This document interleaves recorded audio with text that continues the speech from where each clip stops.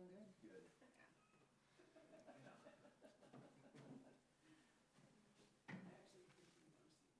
Did Steve say he was coming? Yeah, so Yeah. far we have Yeah. a job here at Lindon City. Sharon's appearing virtually and then Karen's not making it. Too long at the same time.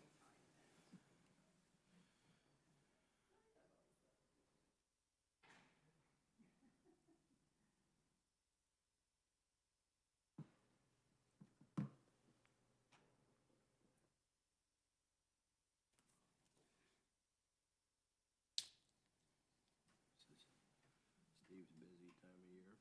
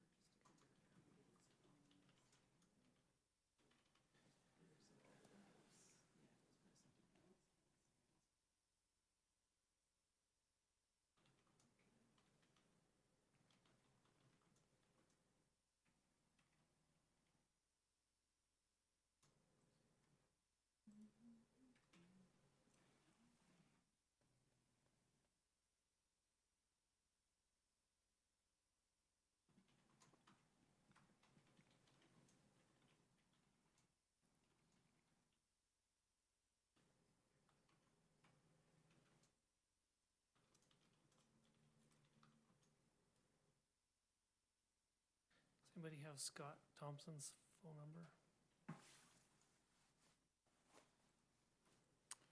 Just see if he's coming. Let's see.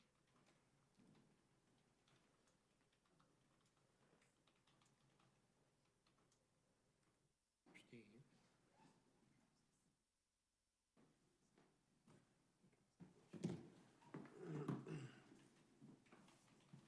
I'll text Scott. Is Oh, he, good. right back.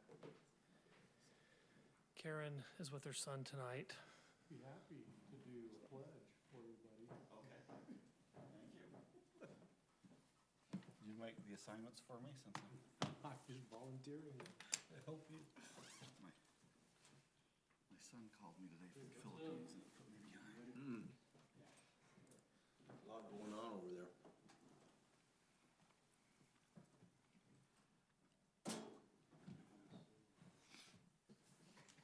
Steve, how's he doing? You doing good? He's doing good.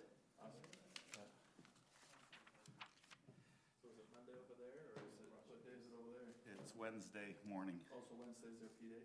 No, Just happened to call you? Well, that's good. today is my birthday, so we got to. Oh, happy birthday. Stop telling too many people that it's my birthday. Sorry. You should have said it was a P day. No one had ever known. So I had to take that one. I Yes. couldn't pawn that one off on somebody else. Don't want to. Are we ready, Mike? Give me 1 second. I mean, I saw Scott parking, so maybe if we wait just a second for him too. I do need an opening prayer, so. Would you give that, would you give us the prayer?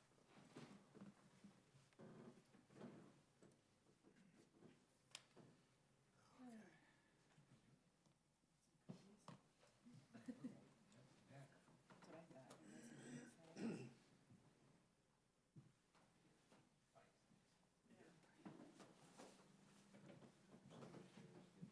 Hi, Scott. What did I get to? Yeah, it's kind of crazy. We talked to him Sunday night, and he said, oh, I guess I'll call you. So I think Sharon online. That's what Mike's trying to get her online.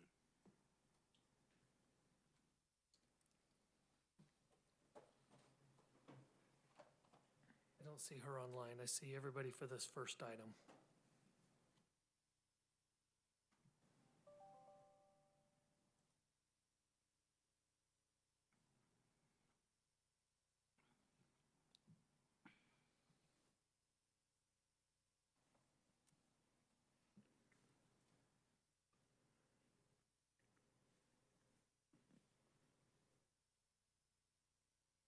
I think we're ready. Ready?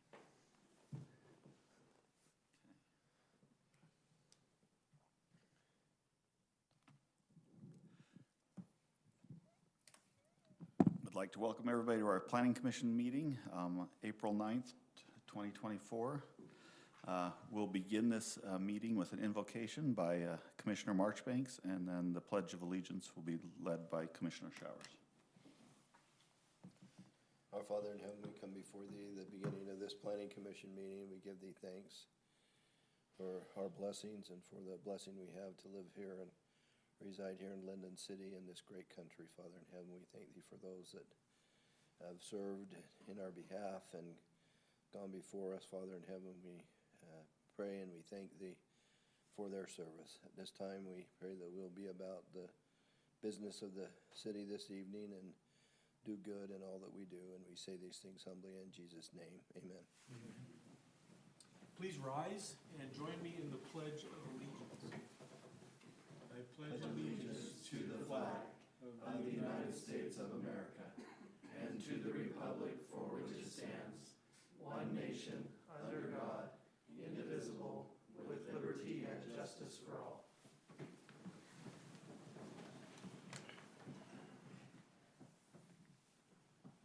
Okay.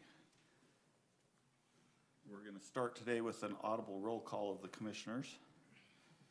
I believe Commissioner Call might be joining us later, but online, but currently she's not present. Mike Marchbanks? Here. Rob Callis? Here.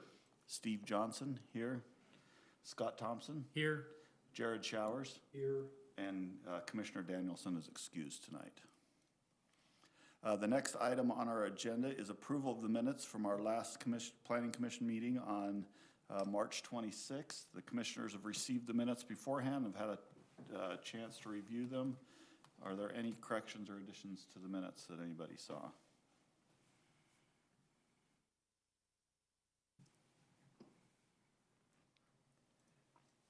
The only thing I have is I have this. I've gone to counting votes, and I think Commissioner Marchbanks was left off the vote again, the one vote we had. And I believe you were here. So I was here. So that's the only correction I have, is on the actual recording of the vote.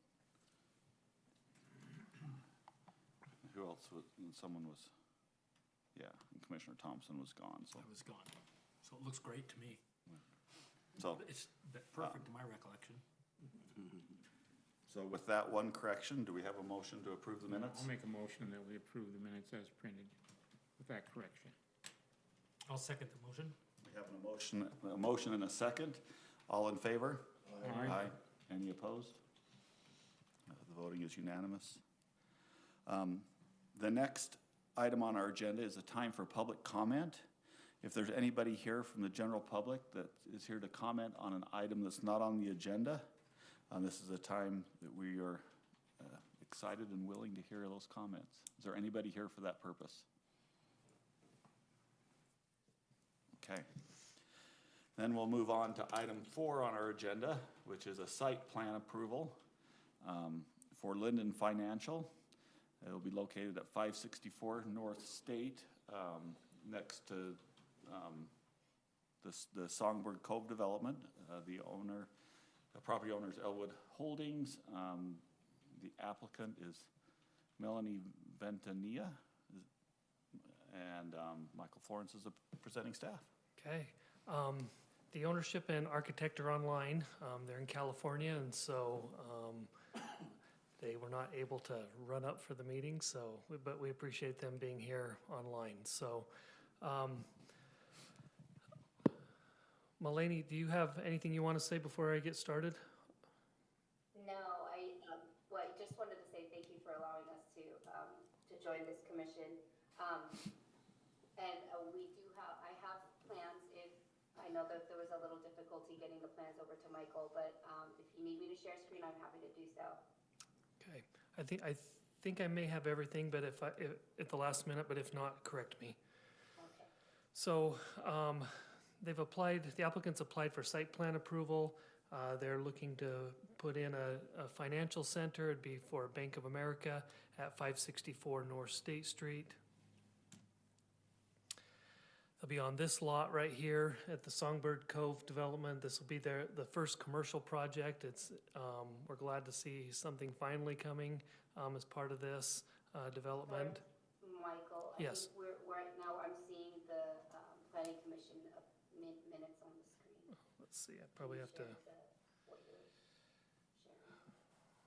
Yes.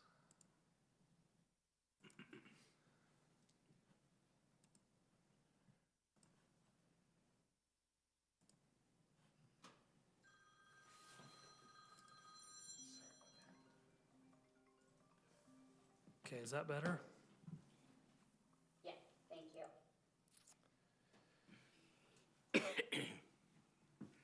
Got so used to doing Zoom and now we haven't done it for a while, I forget how to do it, so. So they're looking at that lot, 564 North State Street. It's just over 1 acre in size. Here's the site plan for the development. Grab a. So a couple things about this site. It'll be located here, in the center of the property.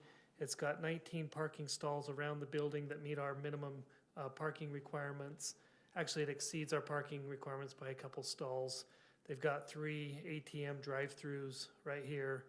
The main access, you'll come in off State Street. If you remember, UDOT required a deceleration lane onto State Street when these improvements went in, so that deceleration lane is already there. You'll turn into Songbird Lane, and then this access is the main access to the development off Songbird Cove, the only access. The Orem Fire Department has reviewed this site plan, and they found it in compliance. There'll be 4 bicycle stalls or parking spaces right here for bicycles. The main entrance is on the State Street side there. Let's see, this will be a 7-foot masonry wall that extends almost the length of width of the property here. This has been extended. That was one of our comments as staff. Originally, the wall only went to this point. They've extended it out to here, so when cars come in and they turn, their headlights won't be turning or shining into the townhomes there. So this here is a clear view area, and so we want to make sure this area is clear. Same with the driveway clear view areas, which they've been. You'll see when we get to the landscape plan. Any questions on the site plan? I did want to clarify though, Michael, we don't have 3 drive-throughs. It's actually 1 day 1 and then 1 future. So there will be 2. And then the third is actually a walk-up ATM at the 24-hour vestibule. Oh, great. Thank you for that clarification. Here's the landscape plan. You can see the property's very well landscaped. The building sits back a little ways because if you remember, there is a floodplain zone along State Street. And so you've got 30 or 40 feet of landscaping along State Street rather than the normal 20 feet that we have. So the project's well landscaped. You have the trees that are spaced every 30 feet. Now this plan has been updated than what was in your staff report. I got this plan this afternoon. So you'll notice the trees are here on State Street and Songbird Lane. We've had them remove them out of the clear view areas like they are in your staff report. So this has been updated. They do meet the tree count. There is 70% vegetation that meets our requirement. 41% of the site is landscaped. Typically we require 25%, so they're well over the landscaping requirement on that. On your setbacks, the building sits back off State Street 41 feet. And then the rear from the single family homes, from the building to the townhomes here, you've got 137 feet, and then 67 feet on this side and 31 feet against the car dealership. So here's the building elevations. It's The exterior material is a architectural metal panel. That's for a majority of the design of the building. 67% of the front facade here is windows. The city ordinance requires 60%, so they've exceeded that. You've got some textured materials with that architectural panel as well. The only place that you have a different material is the stucco here, which is, you can see here in the back, and then on the next, you can see the rear of the building here as well. Now, the ordinance does require that the building has to articulate every 15 to 25 feet, and so staff has recommended that the building either articulate or they look at some type of wainscot or something like that along the bottom. Do you want to speak to that at all? We are doing some studies, I think. We have some material that we can discuss later on, and my colleague Jordan can add to that later. Okay. The other thing they'll need to provide, if I go back one, is a cornice treatment across the top of the building. And so those are the two design standards that staff has recognized. The one thing you will need to review is the ordinance requires that 85% of the building be in either rock, brick, or block material. But it does allow for the applicant to propose an innovative design. And so if you like this material, the ordinance allows you to approve that. The other thing you'll need to give approval for is the flat roof. The ordinance recommends a sloped roof, our commercial design standards, and so you'll have to approve that as well if you like this design. The overall height is 20 feet, so it's not a very tall building. They don't have to meet any height transition requirements because of the limited height of the building. This is some renderings of what the building would look like in real life. This same building has recently been built in Spanish Fork, Lehigh, American Fork, Saratoga Springs. They all look very similar to this design right here. The one thing I did forget is if I go back, the dominant material or primary material is white.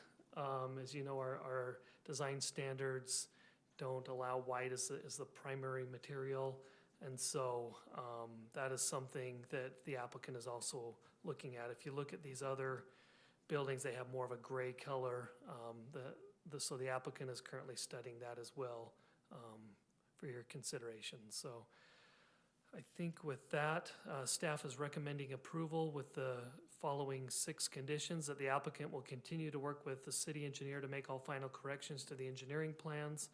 The plans will meet development specifications as found in the Lindon City Development Manual. If required, complete warrant and post-required warranty assurance for all required public infrastructure improvements. Final building and site design will meet the Lindon City Commercial Design Standards. The site will meet development and landscape requirements and all items of the staff report. So with that, myself or the applicant would be glad to answer any additional questions. I have a question. Go ahead, Rob. How high is the parapet wall above the roof? And will the mechanical equipment be mounted on the roof? And Milady, could you answer that? Yes. The parapet, I believe, is about 4 feet, and we believe it's low enough, or the parapet height will screen most of that.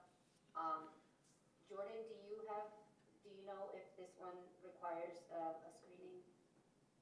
Some of the projects that we are working on, depending on its location, has been requiring a screen around the unit. I think this one may be okay.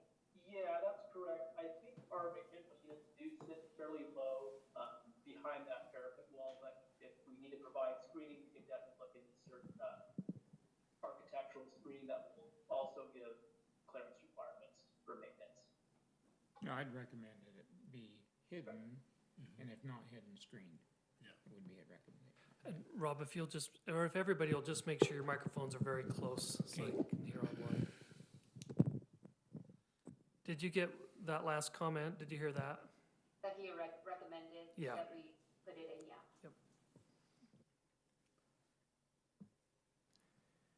Scott? Mike, on the landscape standards, are they responsible for the landscaping behind the wall, to the east of the wall? So they're, even though the wall's there, they're still gonna landscape out behind it, up to the road? That's correct, yes. Okay. Why the question on color? Why are they stuck on white? What? Miley? The white is, I think it's mainly the bake standard color. We have used an ivory tone in other locations where, similar to your jurisdiction, the white is not preferred. So we have options that we can play with. Jordan, do you wanna share, I don't know if we can share screen, but we can, go over some optional, finishes that we were studying to meet some of your requirements, if you'd like us to go over that. I just made you a co-host, so if you want to share anything, you can. Okay, yeah, let me see, can you hear me right now? Yes. Okay, let's see. It is not allowing me to share. Let's see. Huh, I'm not sure why. I made you a co-host. Try down under share, Mike, see if there's a. on that. Yeah, kind of in a nutshell, what Yeah, we're put looking multiple. to do. I Okay, know try that it again.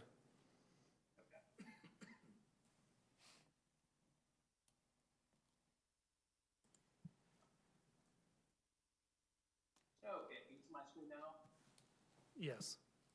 All right, so I guess first and foremost, to address those 25-foot facade runs that was mentioned in the staff report, we're looking at maybe doing a facade bump out along these two corners. And I think that would address kind of one of the two requirements, either adding material or just breaking up that 25-foot run. So that's what we're looking at doing. Not sure if that's something that that you all would entertain, but I think on top of that, we're just looking at some different materials, possibly bringing in some masonry, brick of some sort, something that will kind of help with addressing those corners. So these are a couple thoughts we had just from a preliminary standpoint. So I'm not sure if you guys have any input on kind of this approach here, but that's something we're looking at currently. The pop-outs, like they're proposing here, would meet our requirements. Yeah. Yeah, it that looks like- good. Yeah, that looks good to me. If they make those changes and work with you on color, that's great. Okay. Other comments or questions about that?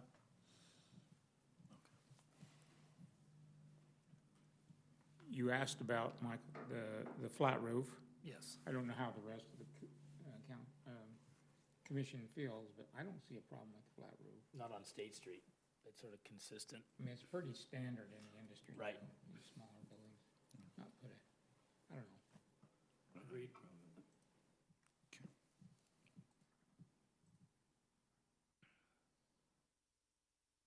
Okay, do we have any other questions for either the applicant or for staff?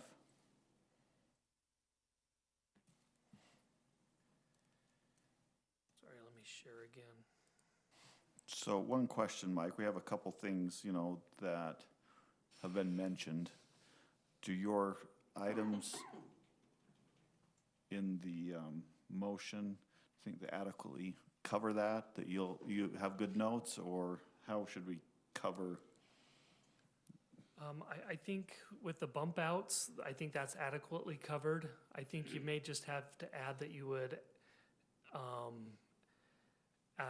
that you're okay with the flat roof.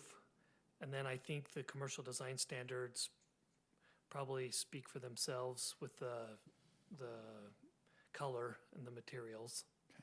And how does the commission feel about leaving that to staff at this point? That's fine. Yes, basically continue to work with staff regarding the flat roof, the color, and the pop-outs. And then I would add the condition also about the screening. Okay. Is there any other discussion that anybody'd like to have before there's a motion? I guess I just want to clarify, if you're okay with this design, and then just me working with the, just picking the, or not picking, but just approving those technical things like the cornice, the color, Yeah. those things. That's fine. There's no desire to have it back here to review that. Okay. If there's no other discussion, I think we're ready for a motion. And I think you could say 1 through 6 with those items. All right, well, I'll make a motion to approve the applicant's request for a site plan approval with the following 6 conditions as printed. And in addition to that, that there will be screening on the roof of the mechanical equipment so as not to be seen from below, and allowing staff to work with the applicant to work out the colors and the materials. And then the sloped roof. And Or those- we're okay with the flat roof. Flat roof, yep. That's right. Okay, we have a motion. I'll second that motion. We have a motion and a second. All in favor? Aye.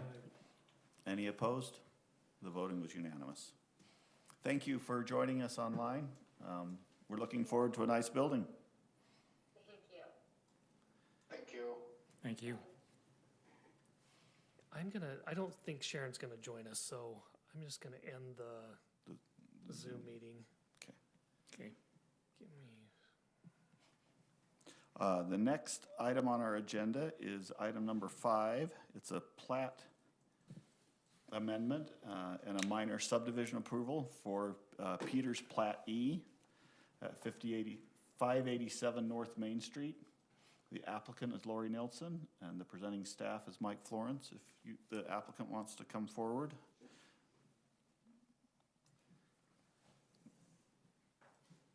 Turn the time over to staff. all right, so Ms. Nilsson lives in this home, correct? Is it this one here on the corner? Yep. And your sister lives in this home. They're proposing to subdivide the back of the property to create a new lot. And so this would be a plat amendment and a minor subdivision to add an additional lot. So this is what the new subdivision would look like. It meets the minimum 20,000 square foot requirements.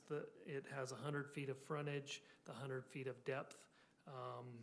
The other remaining lots still meet the minimum lot size standards of 20,000 square feet for lot 8 and 45,000 square feet for lot 7.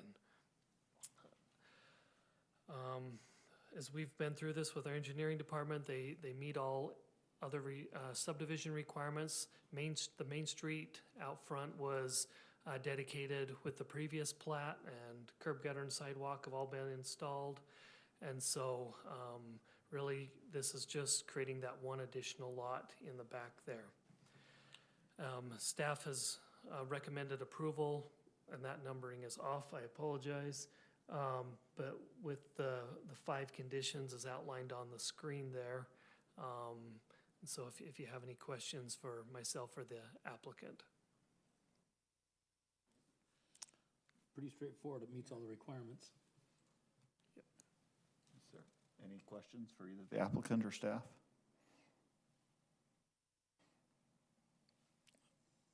Hearing no questions, is there someone that's ready to make a motion? I'll make a motion. I motion to approve the applicant's request for plat amendment approval for the Peters Plat E1 lot subdivision located at 587 North Main with the 5 conditions listed in the staff report. I second that motion. We have a motion and a second. All in favor? Aye. Any opposed? The voting is unanimous. Thank you. That was easy. Bring us the easy ones, we like them. Our next item, item 6, we will open for a public hearing in a little bit, so it does require a public hearing, and but this is still just an administrative action. So It requires a public hearing, but we are the final voting authority on this action.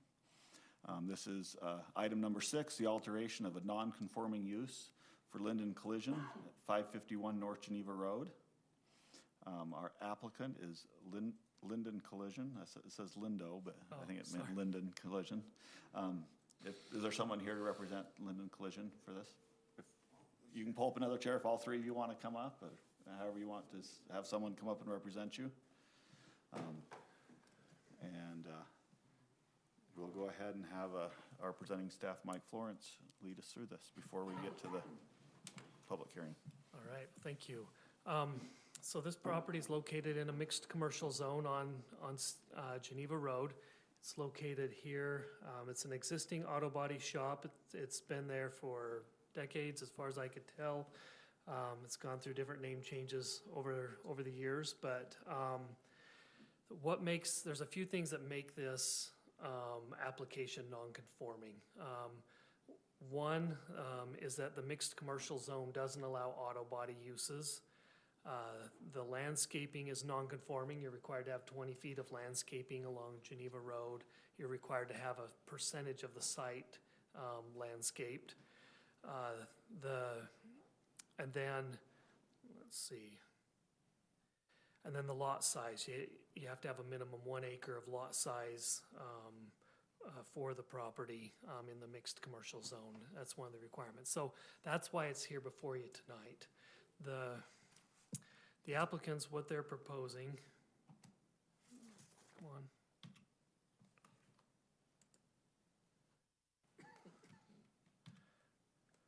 Actually, let me go to the ordinance first. So, section 2 of 1736:30, section 2 is really what you're looking at, and why the ordinance requires this to come before you. So it says the Planning Commission may authorize the expansion, alteration, or enlargement of a nonconforming use, structure, building, parcel, or lot, or movement of parcel lines only after holding a public hearing and finding these 3 items. 1, that the expansion, alteration, or enlargement of the nonconforming building, structure, parcel, lot, or use will to reasonably extent bring the property, building, structure, parcel, lot, or use as close as reasonably possible to conformance with requirements and regulations of the zone, of the mixed-use zone in which the nonconformity is located. So as you're looking at this, how is this proposal bringing the site, the building, the use more into conformance with our city ordinances? B, the proposed change does not impose any unreasonable burden on the lands located in the vicinity of the nonconforming use or structure, or violate the development policies adopted in the Lindon City Master Plan. And then C, the use, building, or structure existing or proposed will be brought into compliance where possible with design and architectural standards of the zone where proposed. And then as you're reviewing this, number 3 comes into play as well. It says additions, enlargements, alterations, or expansions of nonconforming uses upon compliance with the 1716:30, which is this ordinance, shall be permitted on neighboring properties of the existing nonconforming use. Such parcels or lots shall be adjoining and share common parcel boundary line and shall not be divided by a city street. So as you're considering this, you also have to consider, okay, how's this going to affect any abutting properties? So if you give something, an approval on something, just know that, the property to the north and the south and the west, can come in and request similar changes. And so that's something to keep in mind as you review this tonight. So the site currently is laid out as follows. Here's Geneva Road. There's 2 access points onto Geneva Road. What they're proposing is to demolish this portion of the building here. This existing portion of the building will remain. You can see that here on this site, or this building plan that's been provided here. So these sections will be demolished along with this little portion out front.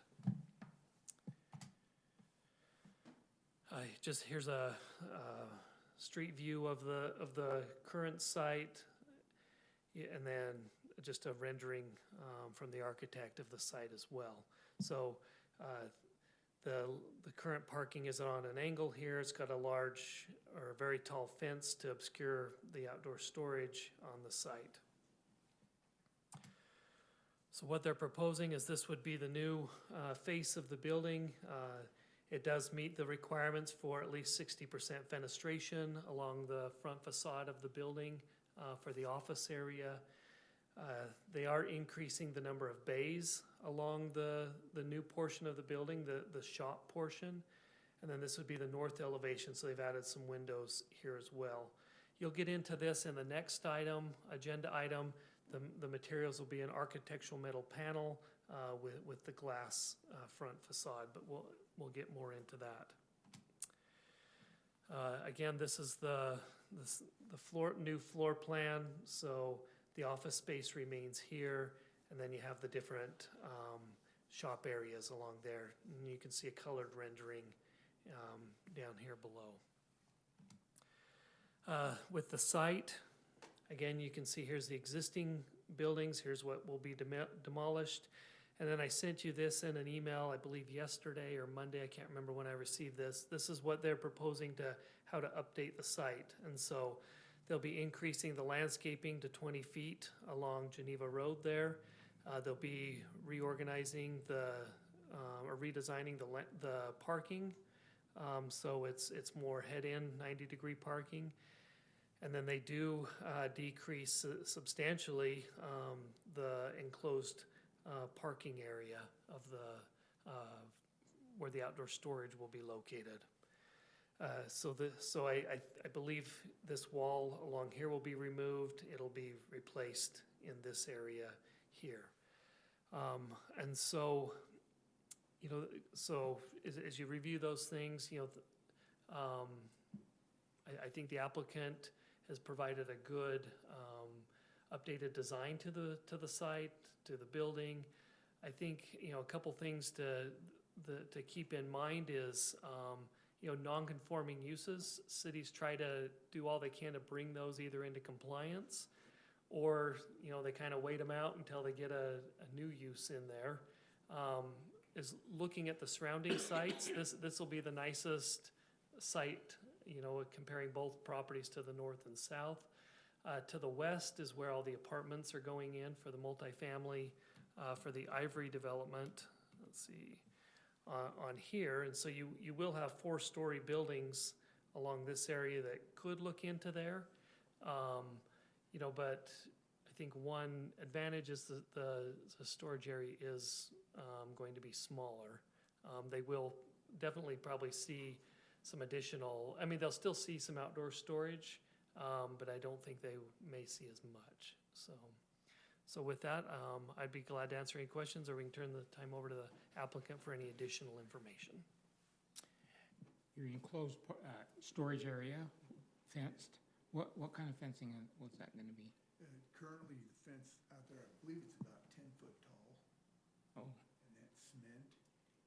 And we're gonna take down most of it in the front there and just leave it like, I think it's about 60 feet on the end, and it's 100 feet long on the north side. Cement block or something? Cement was cultured stone. Hilltop type thing. We're talking about Okay. those that would cover up the cultured that'll be stone. nice. Look a little nicer.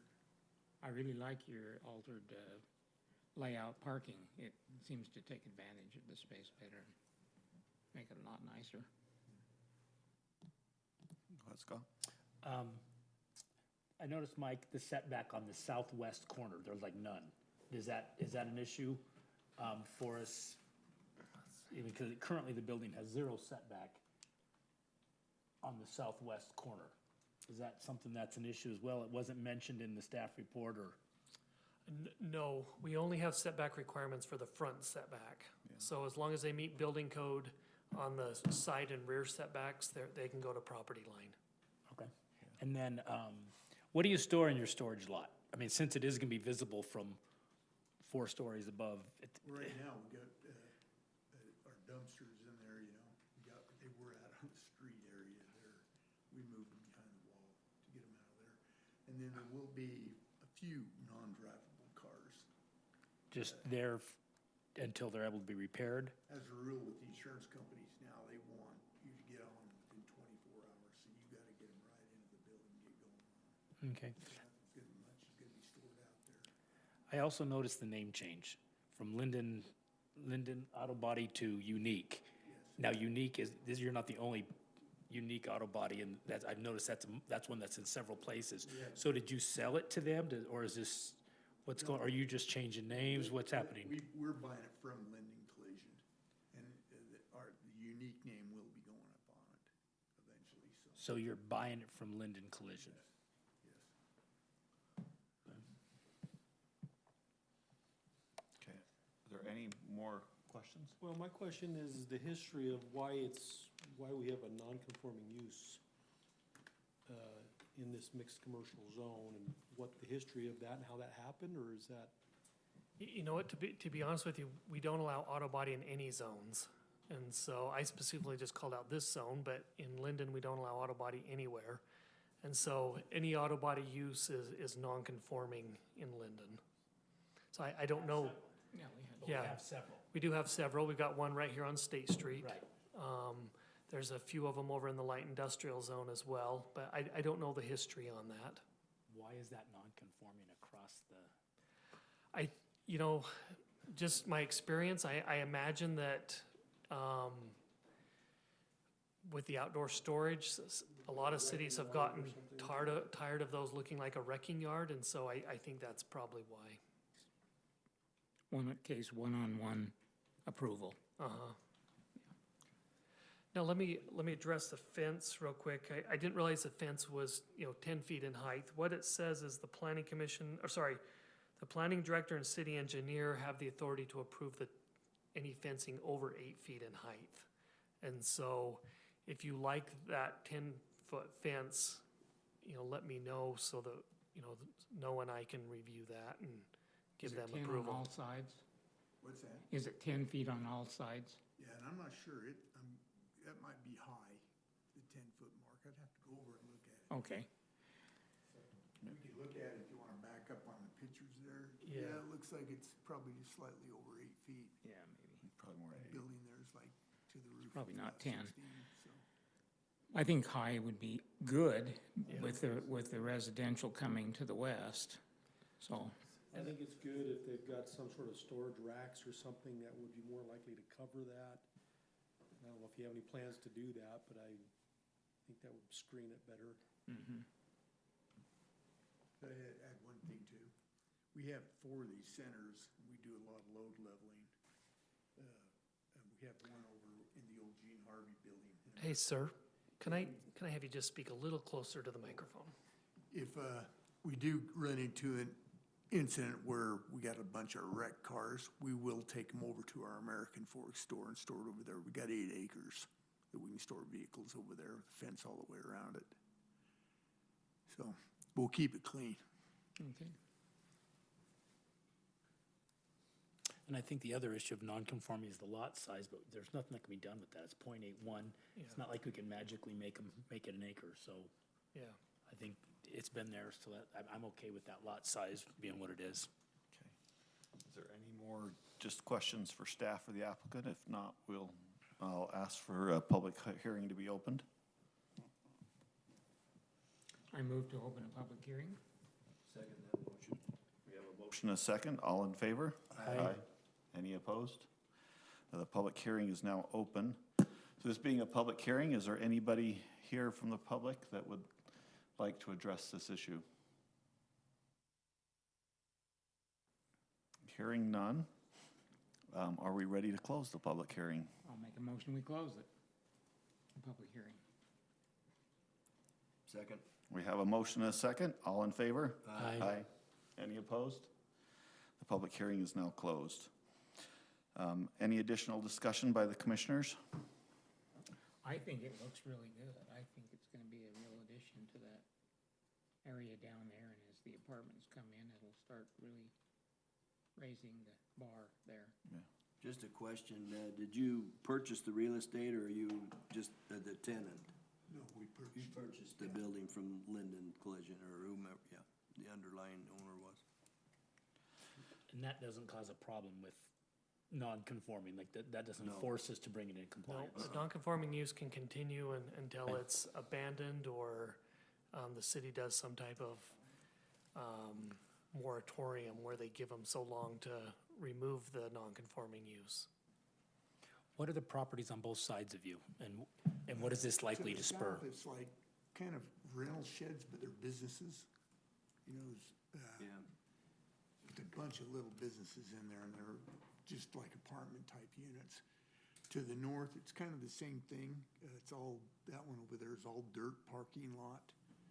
It looks like the same thing. I think there's 2 or 3 businesses in there. Let's see, so this is to Right the there. north, Yeah, it's to the north. and then, It's pretty much unfinished.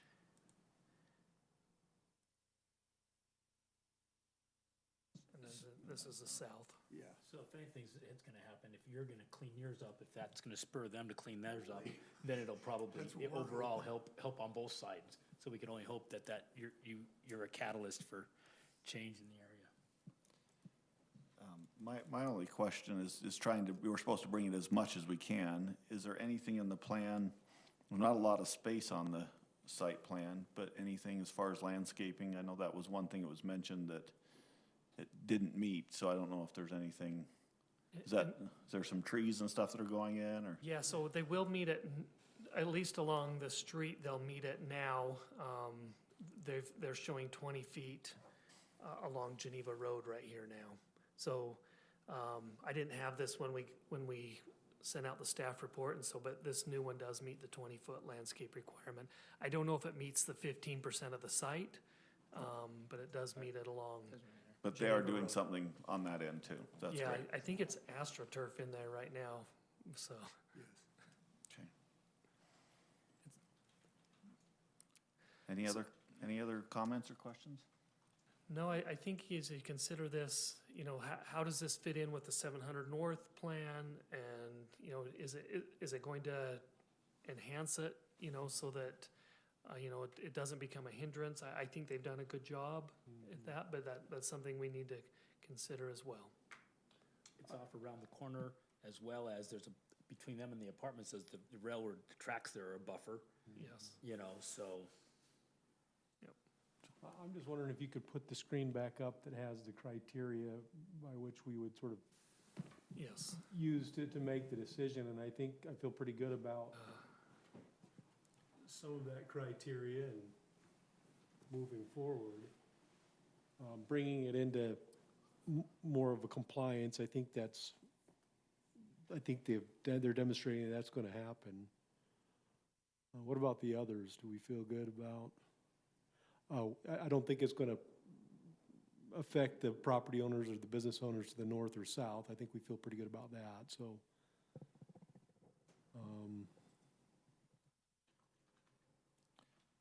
I think we're covering our bases there.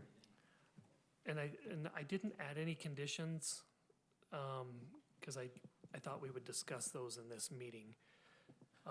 So if you think it meets these, then I would, because you have to find, you know, it says it, you have to, public hearing and finding that it meets A, B, and C. So if you do approve this, then you'd want to make your motion that, you know, you approve it, finding that it meets these 3 criteria.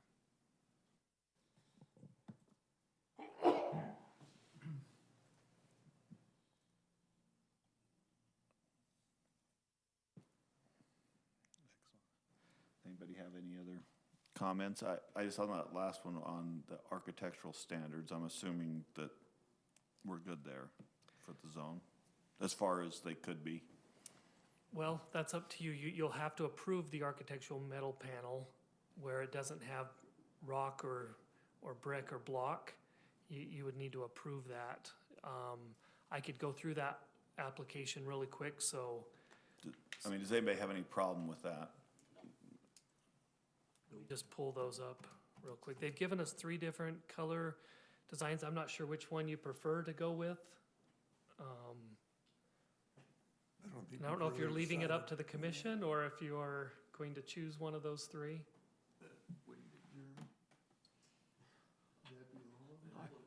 I'm not interested in choosing a color, but. Yeah. I mean, more They're in our the color one or palette. two probably go better with our palette colors rather than black, but I don't know much concern with any of the three. My feeling is Okay. they look good. So if, how does the commission feel? Do you think we meet A, B, and C of those requirements that we just discussed? I think we were good on A, B, and C. I think I don't know how we would change that and make them, you know, Make it any better for those? Okay. given the situation. I think they're doing it, I think it's gonna be an improvement. And on 3, do we have any concerns about letting the neighbors do this? I don't. I think we're discussing it's gonna be an improvement if they were to follow suit and spruce things up. Because if they're gonna follow suit, we're gonna force them to do the landscape standards and anything they will try to do. So if anything, it's just gonna bring them into compliance. Okay. Well, if there's no other discussion, we're probably ready for a motion, and just as a reminder to make sure that we mention that we feel they meet those 3 criteria. And that ordinance is, 17, 16. yeah, 17.16.030, 2, A, B, and C.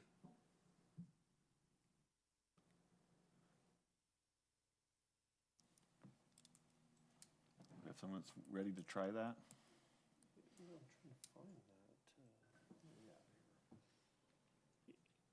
Yeah, so in your staff report, I didn't put any, points to that motion. I didn't catch the numbers on there, but I can try to make the Yeah. motion if you'll help me with the numbers again. Yeah, I'll pull them up here. So, yeah, That'd be helpful. Okay. I move to approve the applicant's request to alter non-conforming use with the following conditions that they will, or you could even Remind me not, the you could wording. remove the word condition and say, I move to approve it, finding that they meet. okay. Okay, the finding that they meet the requirements under section 1716.030, 2A, B, and C. We have a motion. Do we have a second? I'll second that motion. We have a motion and a second. All in favor? Aye. Any opposed? The voting is unanimous. Looks great. We'll now move on to item 7, which is also with this property. This is the design review. Let me get to my place in this report here.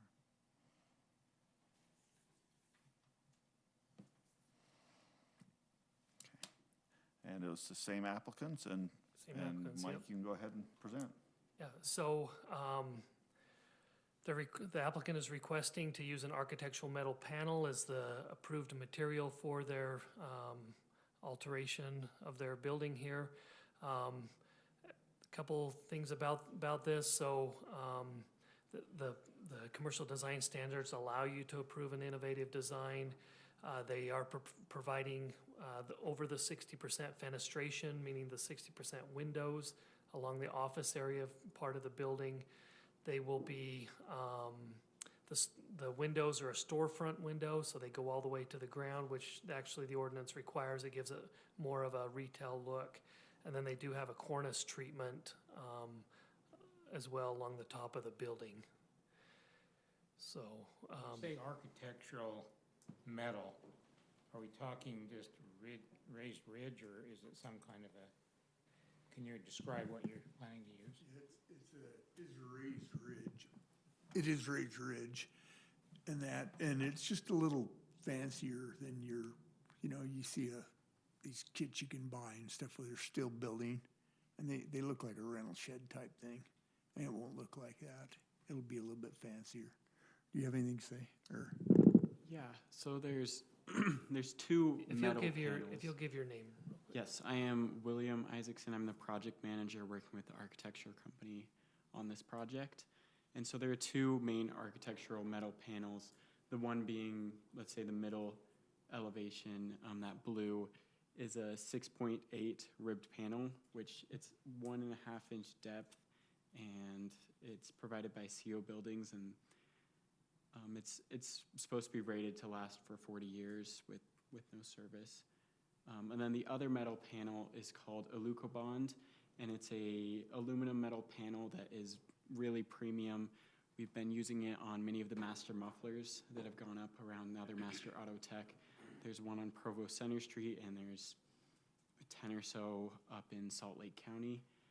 But it's rated to last 70 years, and it's a very premium metal panel. Where would that be used, on the? So, right on the front storefront with the logo on it, that's that metal panel that's gonna pop out quite a bit. That's a metal Yes, panel? You say a metal panel, it's only good for 7 years? 70, Oh, 70. yes. So they're both an architectural metal panel, Okay. but one is a ribbed and one is more the flat surface. That silver one, what we're talking about, that's the same one that a Bank of America is using on their building. So this horizontal panel, it kind of looks like a decking. Yeah. Decking that they use. The one that's on the docks is a vertical panel. Is it the same thing? It is the same panel, just vertical. Uh-huh. It makes the building a lot more structurally sound that way. Yeah, they are using that a lot. even They are. for Banks and. The one thing I didn't, because we just got that new site plan yesterday, you will now see those overhead doors from the street. Is there anything, I don't know if there's anything to that portion of the building that should, that needs to be brought up with our design standards, if it's canopies or, so, I don't know, windows in the top, in the doors or something. Or if you're okay with that. I mean, I don't know that we need to put canopies over the garage doors, but maybe a little canopy over the glass would give it a. Is there a canopy, is there maybe a canopy over the front, the unique over the door there, or? Just. It pops out a little bit. How far do you think, 6 inches or? Right now, yeah, just 6 inches. Lots of these buildings have the little flat awning with cable ties that go back to the building, We talked about that over the garage doors. Oh, did you? Yeah. I mean, I think it's just an architectural feature, really, is what it is. Yeah, it serves no substantial purpose for what you're doing. That would be nice to see that, but I don't know, it's kind of up to staff. Does the Focus is just mainly on, well, let me pull those up really quick. While he's pulling that up, let me ask you that same question. Is your parapet wall high enough to cover your mechanical equipment, or? Should be. Should be.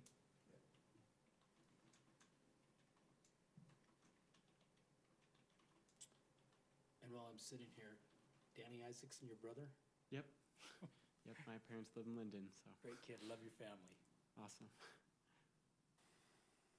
So what do you do to protect this steel material as it surrounds these garage doors coming in and out? I've seen that get beat up quite a bit. Is there a possibility to put some block there or something that's a little bit more durable, and maybe as a wainscot? I think that would really spruce things up. But I've just seen it where those get dented basically and torn up around the garage door. So, and that looks pretty trashy after some time. So any thought about putting something there to not only visually make it, improve it, but perhaps protect the opening there? That would also probably break up that long I think it face. breaks up that Breaks up base. that long face without putting a canopy or something over it. And maybe, again, you guys are set on your materials maybe, but where that logo is, that whole area could be blocked too, and something like that could be matched throughout the garage door bays. I think that would also go further to meeting our commercial design standards. We have talked a little bit about breaking up the ribbed metal panels just along the front storefront and just leaving the exposed CMU and painting it. However, it is still a very old building and I don't know how much painting it would do over covering it with something with, say, a metal panel.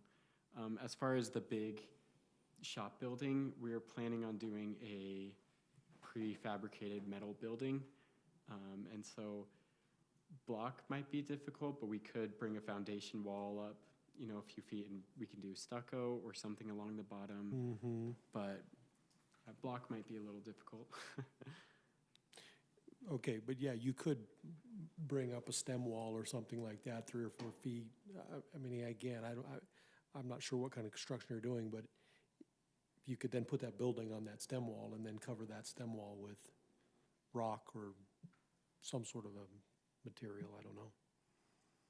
I'm just saying. Opposing color stucco or something would even. I'm just saying, one, I think those entries get beat up. I've seen that a lot on those kinds of buildings. And two, I think it makes an effort into meeting our design standards with the requirement to have block, brick, whatever.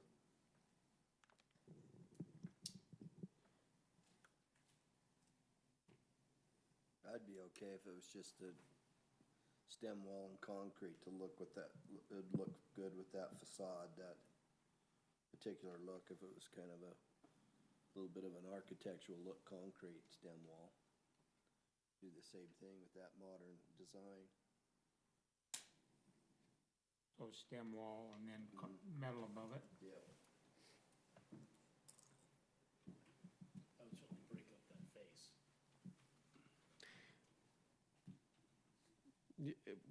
Alternatively, I suppose you could fur that wall out with wood, with plywood, and then attach something on there that improve the looks of it. I know there's a big expense in pouring concrete walls, but. What are you mainly worried about, the metal getting banged up, or? Two things. One, I think it looks better, and it goes further to meeting our design standards, our commercial design standards, and the other reason would be, I think that those openings get beat up, and you would drive by there in 5 years, and there's gonna be dents and things like that on the edges of your garage door openings, and by putting maybe a different finish on there, it might help protect that and Make it easier to preserve it. Are those a series of man door, like 3-man doors showing? Yeah. Is that, okay, that's what that is, 3-man doors.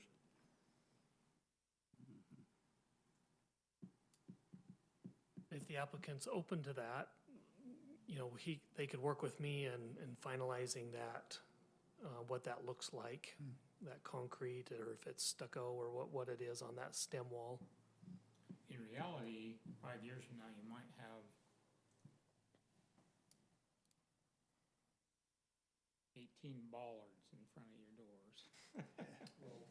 Yeah. To prevent them from getting hit, which if we did something like you're suggesting, Jared, it would give it a little Well, dressier look, wouldn't it? The concrete wall would certainly be the most durable option to prevent that, but even with that, we're still quite a ways away from our design standards. But I'm okay because this metal stuff is innovative, I guess, and it looks nice, and so. I kind of feel the same way. I feel like the office and the glass and that looks fine the way it is. It is the garage door area that probably doesn't meet. They look like storage units coming out of the side of that building, I guess, is architectural design. part of is the way I'm looking at that. Would you guys be okay continuing to evaluate options with the planning commission's Definitely. suggestion here? If they made that a condition of approval?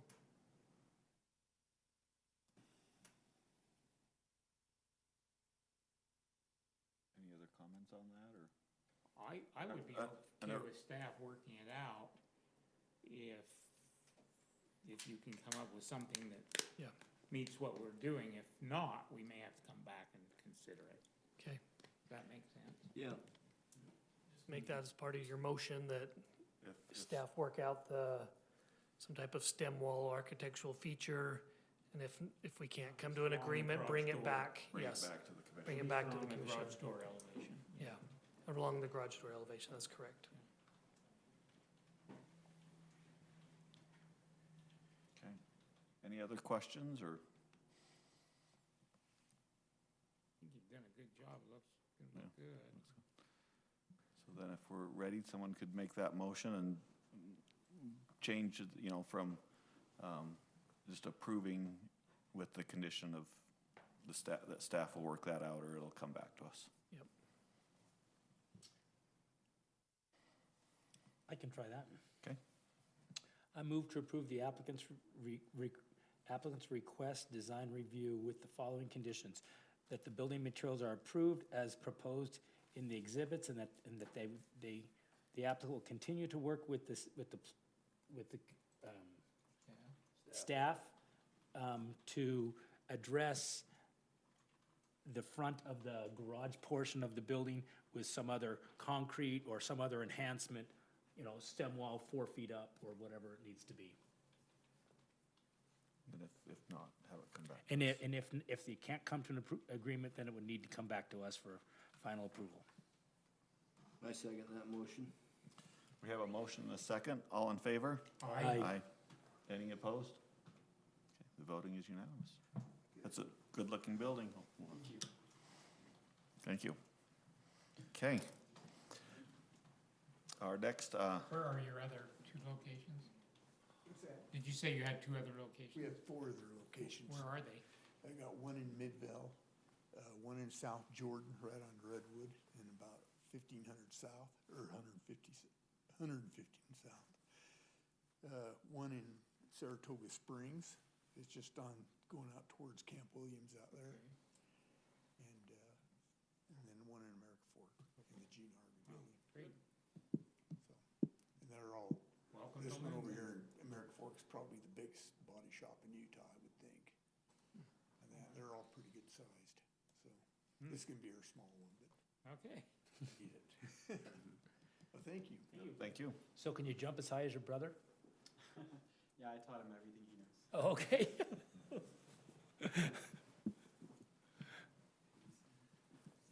Our next item on our agenda is item number 8. This is an ordinance amendment to Appendix A, Title 7.02 and Title 17.04.410, addressing a market farm.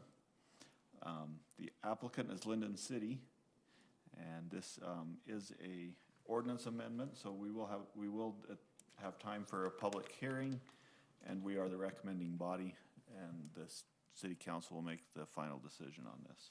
So we'll turn the time over to our staff, Mike Florence, for the presentation. Okay. Our applicants are Brian and Chelsea Butler, if you guys want to come up. Evening, everybody.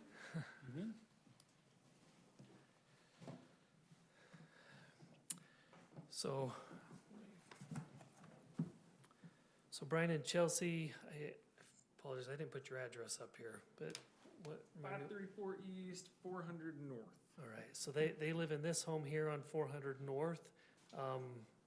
They've recently, or a few years ago, purchased this adjoining lot that's next door. And they have made an application to create a new ordinance that would be called a market farm ordinance that would allow an urban farming ordinance in a residential zone and allow the homeowners to be able to sell their product, whether that's cut flowers or vegetables or eggs, and then also to be able to allow people to come and pick their own flowers or horticultural items, and then also to be able to have some classes there on site as well. Did I miss anything? That was great. Okay. And so in looking at our general plan, I provided a number of general plan discussion items in your staff report. A few of these preserve and enhance our unique historical attributes and sense of place.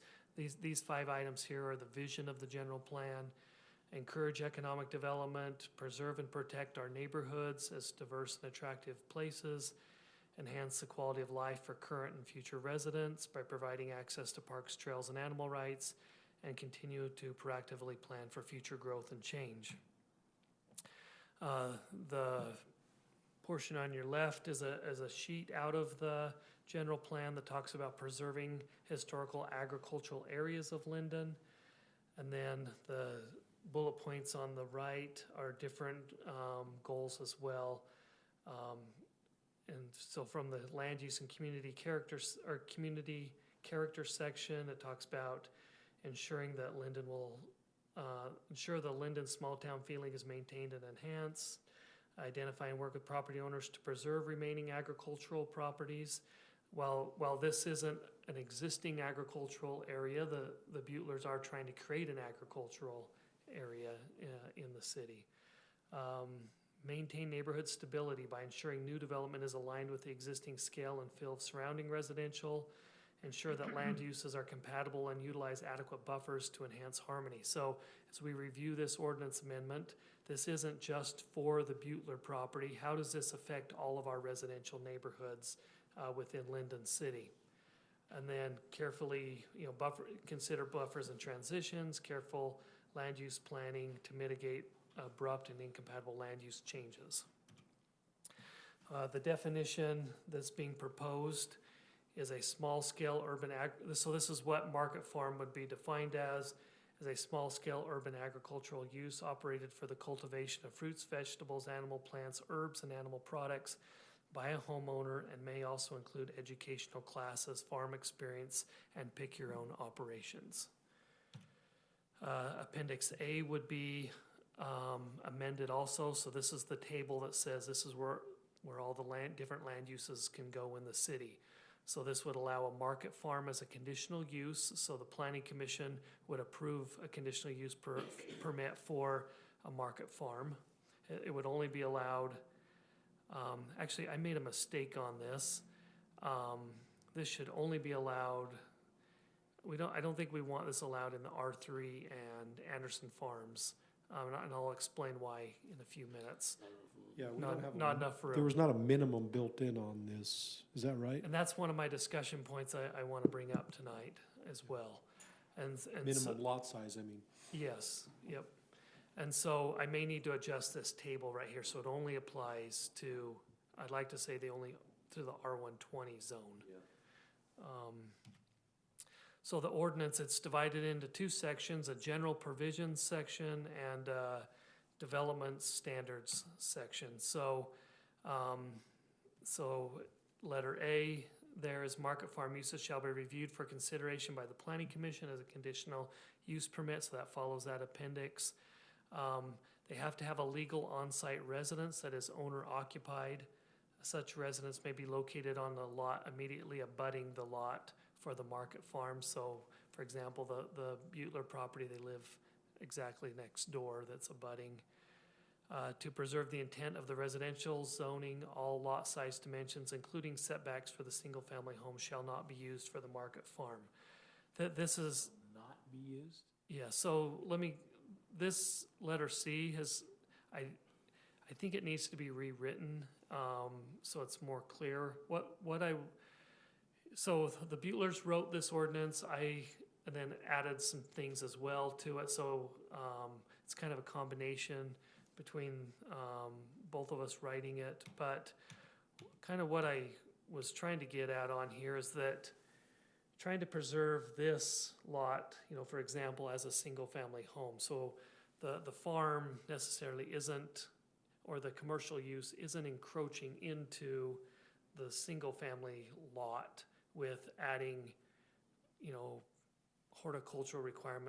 horticultural plants where people are coming around the home and picking vegetables or flowers. It was the intent of that was to try and preserve the residential intent of that property. Okay, so what about the setbacks? They want to let's say they want to put a building on that property. It would still have to comply with the 30-foot setback from the street, or are we saying, because the way it's written, it says will not have to comply with residential. And that's one of the confusions. At the end of this presentation, I have some discussion points, and that was one of the things that, since I sent out the staff report, that I think we need to look at adding in there. Maybe that takes care of what I was trying to write in that section. Let me go back. Letter D, the area for the market farm includes the areas under cultivation, the area covered by any structures associated with the farm, off-street parking, and other areas associated with activities of the farm. The operation are from sunrise or 7 a.m., whichever is earlier, or sunset and 9 p.m., whichever is later. If animals are used in conjunction with the business, the homeowner shall follow the animal regulations as found in Title VI. The business, letter G is kind of word for word out of our home occupation ordinance, that you could have one full-time employee or two equivalent part-time employees for the business. That's already in our city code. No more than one single-family dwelling may be demolished for the market farm. I found this in a Salt Lake City ordinance in their urban farm, I think, and I don't know if this is needed or not. And I've got some other discussion points about this, but I think at least the intent was to try and preserve housing, because a lot of times you're tearing down maybe some of more affordable housing to be able to do a market farm. And so that's one point. The other balance is we're also creating more open space or agricultural area. So, that maybe that's a discussion we can have, is if letter H is needed in this ordinance, thinking about those housing versus open space or agricultural area. Any questions? Or maybe I should just go through this and then we talk about my Go through it and circle discussions. back, Yeah. So development standards, the maximum size for any market farm we put was 2 acres. In letter B, we put that it could have a temporary,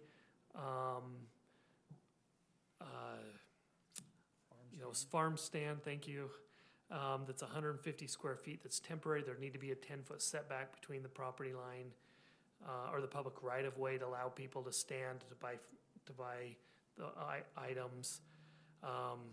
ADA requirements would need to be met. Letter D is also in our home occupation ordinance that applies to, letter D applies to swimming lessons. And so it allows up to 14 vehicles to be parked either on site or within the boundaries of the property. And so this was taken out of that section and put in here. And then letter E was taken out of the commercial business zone, the residential business zone. So that's the Island Dance Studio. That's the commercial business zone. It doesn't require them to pave the parking lot. Mm-hmm. And so that's what was put into here, that they wouldn't have to pave the parking. And so couple items that I brought up. So city staff, other city staff looked at this with me today as well and had a few comments that, we should probably add something in there excluding the uses of farmers market with vendors, rental facilities to the general public for events. And so, for example, to not do a wedding reception, because that would have, I don't know if there's enough parking and may have a larger impact on the neighborhood. Again, continue to work on that language about the intent of the residential zone. Add language to the ordinance that only one owner-occupied home is allowed as part of the market farm. We were thinking as we were discussing this with city staff, what if 3 homeowners bought some property to do a market farm? Maybe should we limit this to just one owner-occupied home? I did have in there that, irrigation, being able to irrigate or sprinklers could go beyond the hours of operation. We felt that maybe wasn't necessary because a lot of people irrigate. Morning or? Yeah, yep. Again, that discuss with the planning commission about the requirement that only one home could be removed. Again, that balance between home ownership or available homes versus agriculture. decrease the maximum lot size to 1.25 acres. The Butlers have 1.17 acres.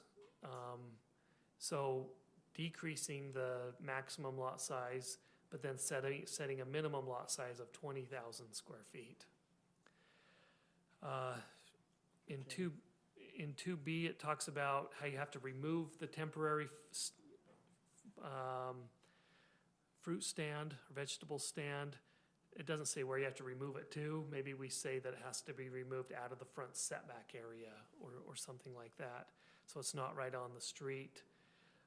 Should there be a maximum structure size or lot coverage? Like in the commercial farm zone, we've said that you can't cover more than 40% of the area in buildings, so that you still got 60% as agriculture. And then, again, adding language about setback areas. Should we be at, so if the Butlers want to add a barn, for example, should we say what those setbacks are? Should they be what the single-family home setbacks are? So those were mine and other staff members' discussion points. I apologize they didn't get in your staff report or updated in the ordinance, but as we're talking about that today, these are some of the things we discussed. So One other thing that just, the comment or the hours of operation being sunrise or 7, whichever is earlier, that seems early for a residential area to allow anything before 7 a.m. or after 9. That was just my one comment there. It seemed like I know some people like to get up and pick early, but I just worry about noise and in a residential area, allowing things before 7 or after 9. That's another item of discussion. Could I comment? So, I'm Chelsea Butler, and I think that the intent is not to open up the space for you picking at 7 a.m., but as a flower farmer, I also sell at the Utah Flower Market in Pleasant Grove. Those flowers for florists need to be picked and fresh, and that's part of the lure of having local product. And so I would be picking by 6 a.m. I have to get my product to the market by 7 a.m. So I would have to be So maybe there. Maybe something where the public, it's not open to the It's not public open for- hours. It's not open for retail. Yeah. Right. It's not open for retail sales. Yeah, so I don't think It's the not open for intent is. retail sales at a more reasonable and earlier hour. We do have, we've been here for 16 years, and we're also serving on the Lindon Historic Commission, and so we have a lot invested into our residential area. We're raising our family here of 6 kids. Our oldest is turning 17 back here, down to 7. And so we're super concerned about keeping our home and our property safe for them as well as our neighbors. I mean, we're very connected to who we live by, and so we want to, be respectful of all of that, as well as our family too, because it is primarily our residents. So that's, yeah. And so do you have any issues if it was, the commercial side was limited Not earlier to those, Right. not earlier than Right. 7? Yeah, But I'd be allow us okay. or our employee, like, we had just some volunteer, like, come and help pick flowers in the morning while it's cool. Before the sun comes up, it's not a public event, but yeah. private work to take place. It'd be like a restaurant the people are coming to do prep They're prepping. before you open. I don't have a problem with that at all, no. but I think to Steve's point, those are fairly expansive hours. I It think could 10 o'clock potentially- would be okay And too. maybe even 10 at night. I just worried, and maybe not yours, but this is an ordinance for the whole city, and I'd Right. hate Right. for it to open up that now people are, Because that's where the complaints will Yeah. come from, is from the Right. neighbors when you yeah, start when getting there's traffic noise, volume at there's 7 noise at a.m. 6 o'clock in the Yeah. morning because the sun came up and. How early can you start a garage sale in Lindon? Yeah. early as you want. Yeah. Yeah, I would agree with 7 to 10. For the commercial operations. and- commercial. Or for open to the public. Open to the public, I think is the way you probably. Yeah, wanna probably say word open to the that. public, because if they need to do behind the scenes, I understand that. And it's a conditional use, so it's complaint driven anyway. So if they're noisy, if the flower picking gets too rambunctious, I'm sure we'll hear about it. Picking it with the hedge trimmer. Why was staff concerned about the lot size? I guess I'm a little bit concerned because we've heard from the commercial farm zones coming to us and saying, hey, it's really hard to make a living at this. We've had to add X, Y, and Z. And I see on here, like, they can't sell anything other than things they grow. Like, so they can't have like a boutique or something like that. So, which is what the commercial farm zones are trying to do to make themselves profitable. And so why limit the acreage? If they, for example, it happens to be a 1.5 acre lot sitting there and there's a half acre, they buy it, why was staff concerned about the size? I think this is just our first time doing this, and so I think we're looking at what impacts, may it have. Someone could come in and amend the ordinance if they find 1.5 acres. I think we're just concerned of starting off too big was some of staff's worries. Okay. Can I kick a quick comment on that? I tend to agree that I would like a larger lot size, I think, in the ordinance. And even though ours is smaller, I could see this being something that really benefits Lindon long-term. If I could take just a minute, I have a couple of statistics I want to share from the Lindon City Survey you did about open spaces not too long ago. And I'll just rattle off a couple questions. I think the statistics really inform some of the discussion and some of maybe the proposals that we're going to bring forth today. But question 24. Areas of Lindon are seeing farms, orchards, pastures disappear to development. The General Plan Committee is considering an amendment to the General Plan to implement open space preservation goals and guidelines in an effort to preserve and protect land for continued agricultural uses. Would you favor or oppose the city trying to secure land for more open space preservation? 85% said they were strongly in favor or somewhat in favor of more open space and agricultural land in our city. How would you define open space? It's a follow-up question to that one. 80% responded agricultural, pasture, farms, orchards. Number 21, do you feel open space, based on a prior definition, is a defining characteristic of Lindon City? 87% said yes.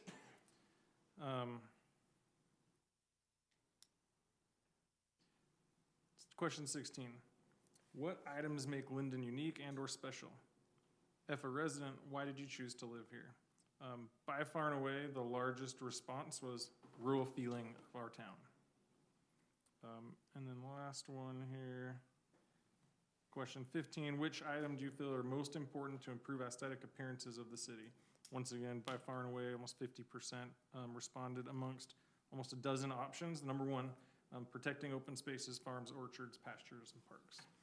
So we think this can be a really cool asset to this city. As we've started doing this, I think we kind of did a trial last year, just on a very small scale. So many comments from people that strangers, stop their car, get out and be like, what are you doing? This is so beautiful, it's so cool. So generally, what Michael Florence has done and put together, I think, we would say, generally, super supportive, super excited, but share some of those concerns, I think, around lot size. Want to maybe look into this more around no more than one single family dwelling may be demolished for a market farm. And then 2B, market farm may include a seasonal farm stand for the sale of items grown, processed, or made at the site only. I think even for flower farm, or ancillary products, or things like selling a flower pot or something that we didn't make on site, or vases that people could buy. Well, we don't make that stuff on site, but kind of related items related to the operation would be really cool. I could see having in Chelsea's little flower market stand, she just has kind of pick your own vase and then go pick a flower vase. We've had so many couples come by that do date night here, or women's groups, or somebody getting married at one of the local reception centers. I want to pick my own flowers and design my own stuff. So, and then maybe just discuss maybe a little bit about lot size would be the only questions that I would have. But what else do you want to say? I think just some other commentary is that with the rezoning conversation, we've talked about this not being zoned as farming land. However, if you go back through Lindon history, this was all farming land. So we're really going back to our roots and going back to the history. This was all the Phages land. They were all orchard, gardens and tomato farms. So it really is bringing us back to a little bit of our history and providing a little bit. Little bit of country. Yeah. Back into Lindon. I mean, when we moved into Lindon 16 years ago, one of the things that really drew us to Lindon was that when I would drive to work, I drove by 6 orchards. And it was beautiful. And this time of year, it was awesome because everything's flowering and it's gorgeous. And you can smell the peach blossoms and see the apricots. And it was just, that's what drew us to the city. And then over the last 16 years we've been here, I think all but one of those orchards has been removed and torn down. Yeah. And we want to put some back. Yeah. A little bit more country back in London. And as exciting as it is to see the city grow and develop, it is also sad. I mean, so many people who come through for UPEC events comment on how much they love the experience of being on such a beautiful space. And I think that the upcoming generations are so far removed from farming or from agriculture that it's just a very new and unique experience for them, where they may not have access to it on multi-level dwelling homes. There's just less and less of that in our Right. community, and we see people come by and how their children react, and you think about, if I could probably ramble for a bit, and I'm not probably like what we say in business, like selling past the close a little bit, but so many challenges in our community with young people, mental health issues, anxiety, depression, so many parents that bring their children by, they're like, we just want to spend time on your farm. Yeah. Can we just stand, can we help weed the flowers? Can we help pick, can we deadhead flowers? Because there's something special about standing in a patch of massive, beautiful sunflowers that just makes you feel better. And our plan for the area is, probably over time, 30% plus of that in just awesome cut flowers. I mean, how many different varieties of cut flowers do you have this year? Well, I don't know, thousands, yeah. Yeah, thousands. I mean, 4,000 flowers, I think, this year. And want to keep expanding that, but then put in some orchard, vineyard, berry patch, and just give people like that experience of what this land might have been like 115 years ago when the Phages first settled that historic house next door, before Lindon was even incorporated as a city, when it was, Yeah. Limetown. And I'd also like to say that, like, this is in the zoning that we've proposed, a small urban farm. So our intent is to keep it small. We're not Wildly Farm, we're not Walker Farm, we're not getting into the wedding venue. I know Lindon has plenty of those already, they're inundated. And that's not, even though like our kids may choose maybe someday to have a wedding in our backyard, great if they do. We're not gonna use But it that's for not that the purpose. purpose This is really of the. about the agricultural use. I know even some of those other venues have kind of gotten, I'll call zoning approval based on agricultural permit, but there's some, like when we drive by those places, there's some real questions on how much agriculture Agriculture's really there, yeah. going on there. This is what we want. We want to get back to just agriculture and kind of related activity. And I would One say 80% of the work that I do is me growing and harvesting and actually taking the flowers to a flower market and selling those. So I'm not actually bringing any foot traffic or Substantial otherwise, amount, to the farm. And a small percentage of it is, I'll, host a class on how to dry flowers or how to press flowers or how, but the class size is limited because of my market space to, 8 to 10 people. So it's very, very intimate sizing, very small scale. And I wanted to keep it that way just because of where we're located. Anyways, other questions that the commission has for us, or? I was going to say, I think your comments show the intent of your heart and your desires, and, very honorable, and I think very much in line with what we'd all say was great. Yeah. As we write the ordinance, we always have to think about how's it going to be used by other people too, maybe. That's our concern. That is exactly my thought, because I'm familiar with their property, and these guys have a beautiful property. Yes. They would be excellent operators, but I can think of some properties around here that this could get Yeah, it could be turned into just building after building of commercial. Yeah, so we have to think that too. Because the intent is like beautification and really make it feel like country again. And if we can take that, what I would call like the spirit of what we're trying to accomplish and get it into a code that makes sense, I think we've won. Yeah.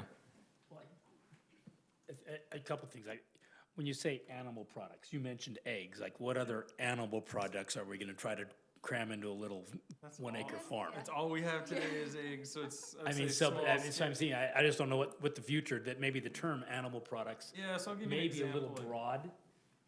Meat packing plant. You really don't know. Well, I think we're safe in that we're making them comply with the animal ordinance. Yeah, I So mean, it's you not could like have they a, can start raising beef in there and, Yeah. you know.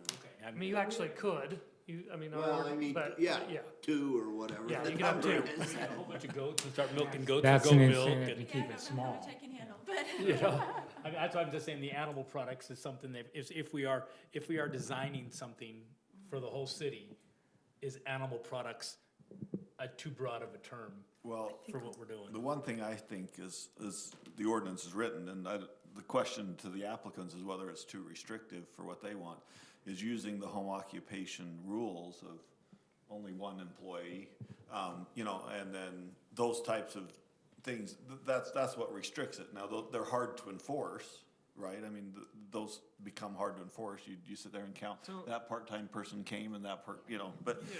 but, I think that's one of the intent is just how do you keep this small enough that it doesn't become something we don't want it to do, but not so Family with small 10, that a it's family with 10 prohibitive. kids could do a lot of that.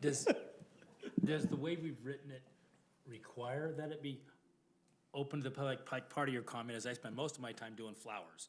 And that, well, so is it never open to the public? I like the concept that there's gonna be this farm stand there. During the season, there will always be a farm, some retail component to the public.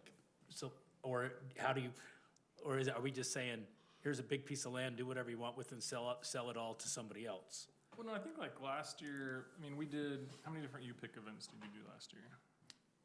A dozen.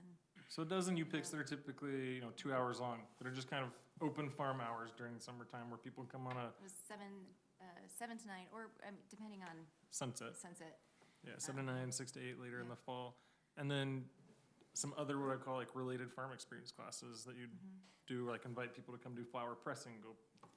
Yeah. It's some mother-daughter dates and some cool things. It's really cool, like Yeah, community it's gathering all under space. 2 hours, like, that's like the extent of the. Now, it is like this thing where like, I don't think we've fully contemplated what else we could do to make this kind of a community gathering place and what other types of things. So as long as the ordinance was written in a way that kind of had the right guardrails, but still provide some flexibility, that'd be great.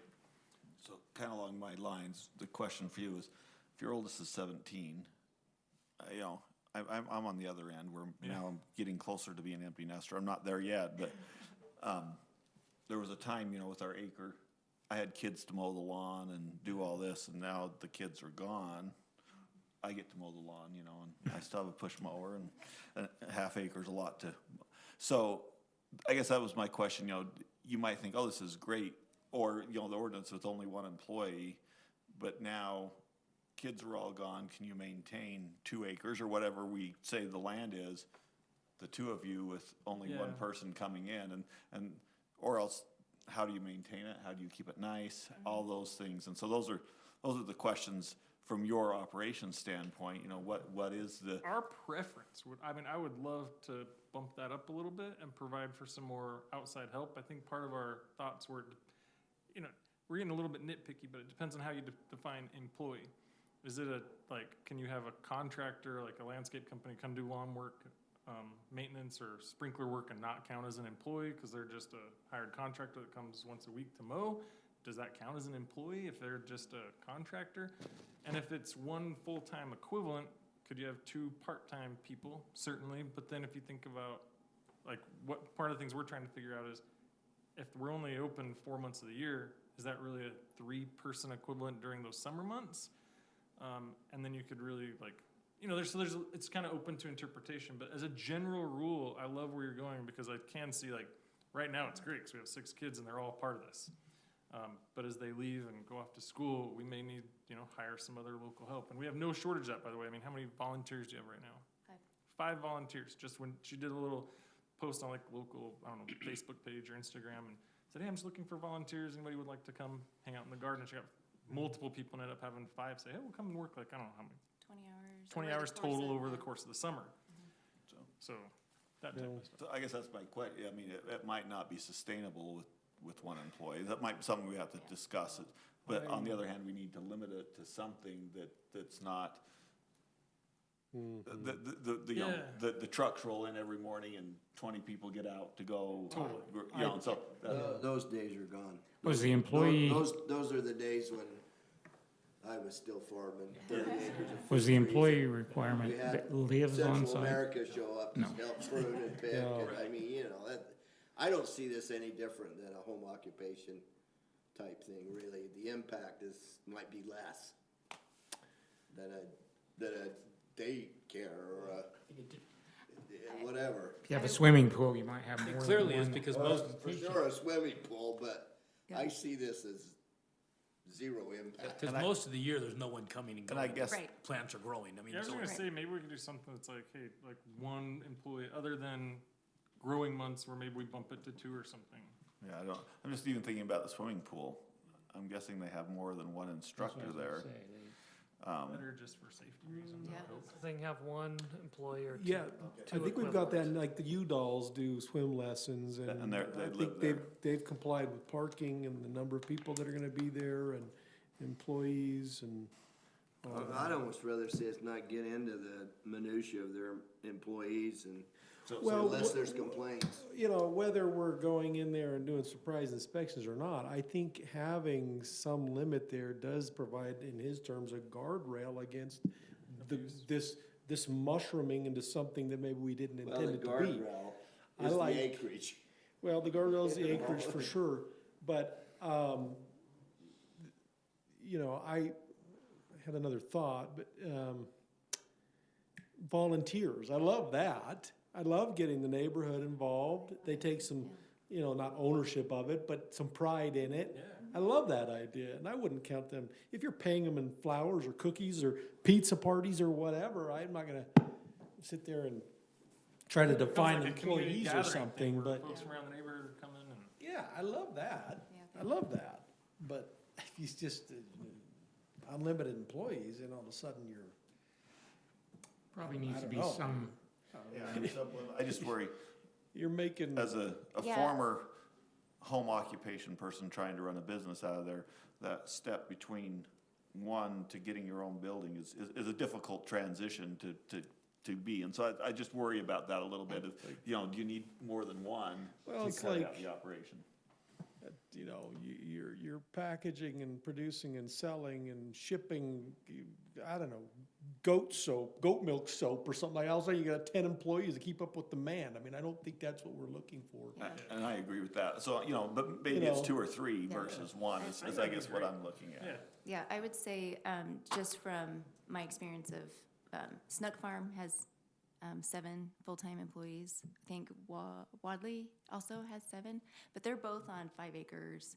They're a lot bigger operation than we ever plan on being. And so I think if we do, Two you or- know, 2 or 3. 2 or 3 would be more than Well, sufficient. I think your point is right, and I think limiting it to 2 acres to me makes some sense, because that really does confine what you can do. By the time you have a single-family home on there, and you've got some private space for the owner, the part that's left over to do these kinds of activities, I think, helps to keep it small. And I guess that's the question is on the, you know, he mentioned the home, but the home wouldn't be considered, is it considered part of the place, or are you separate?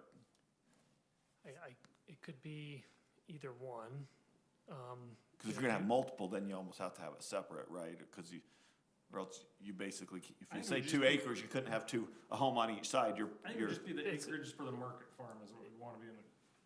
It's, is that the way yours is, that 1.7 but is the the way I've acreage? written it is that it's gotta, 2 acres is the home and the market farm. Correct. the home and the Correct. market is 2 acres or less. Yes.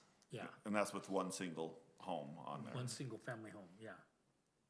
That makes sense. Yeah, I just think that to bump it up to that 2 acres, I don't think we're hurting ourselves, only because we have lots of lots around in Lindon that are still, may have some old home on it, but it's an acre and a half sitting there.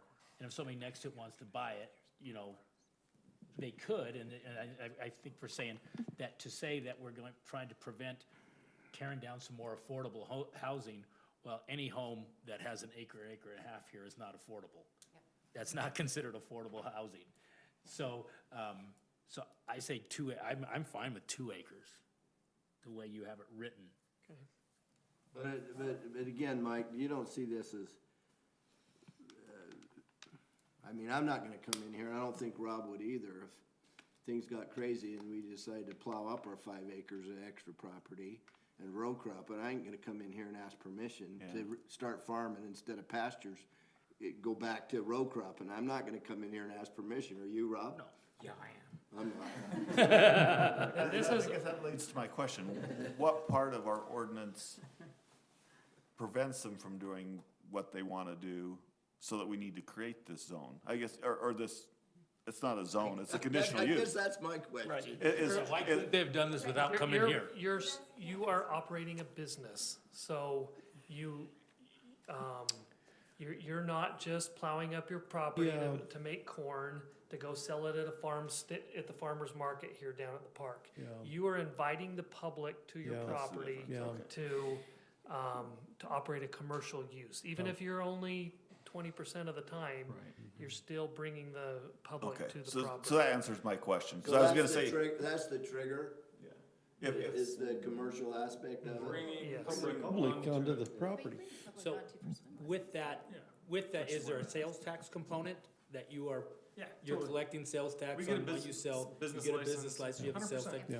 So that's why I think, I think it's reasonable for us to say, to change it, to change what we have written here, to include, they can sell items closely related to farming, flowers, Agriculturally whatever. associated. So that they can sell a flower basket, a vase, they can sell. But then you look at, again, I'm really on board, I really like what you're doing, so I'm just, what about inventorying these things? All of a sudden you got 500 pots that show up and they're sitting on the corner, Remember, you and got 2 acres, so. 500 pots would fit right there, right? So I'm just saying, it could get out of hand a little bit with inventorying those items and things like that. I love the idea of having a little boutique there. I think that's great, and I think you've done that with that little outbuilding. I don't really have a problem with that, but they can get out of hand. But that's the whole point of the home occupation business, isn't it? Yeah, it's to try to maintain. Proper parking and the kind of things that would possibly become a nuisance to the neighbors. So, I was gonna clarify back to what Mike said. So if she was just growing her flowers and selling them wholesale, going to the market, we wouldn't need this. It's what's triggering this is that they're inviting the public to their I home. think even wholesale, you would probably still need possibly That's something. Any farm, any What do you piece mean? of land that you're Well, selling. whether that, Like if I took my half acre and But they're not put it in corn zoned and sold it to corn. agricultural. Or we've got the other half of the cemetery that they grow peppers, and I don't think they have Well, a I business think- license, so, that's. You got Carlos farming, a lot I of think, the. I think it's bringing that public, it's Yeah. establishing that commercial use. That's the trigger. Right, in so. the I think residential too, zone. when you're bringing other vendors onto the property to sell their goods, whether you set up a little boutique and you've got somebody that's there selling custom candles that they just made or what, and I love that kind of stuff, that's great. But all of a sudden you got 20 vendors on a property selling stuff. And that starts to get The Holy Cow Boutique and. Yes. bulls, that kind of stuff. They haven't said they have a desire to bring vendors, No, additional. but when you write your ordinance, you have to. Right, but so what I'm saying is Be if we careful. add that they can sell items closely related, But- then you exclude But if they want to, external vendors.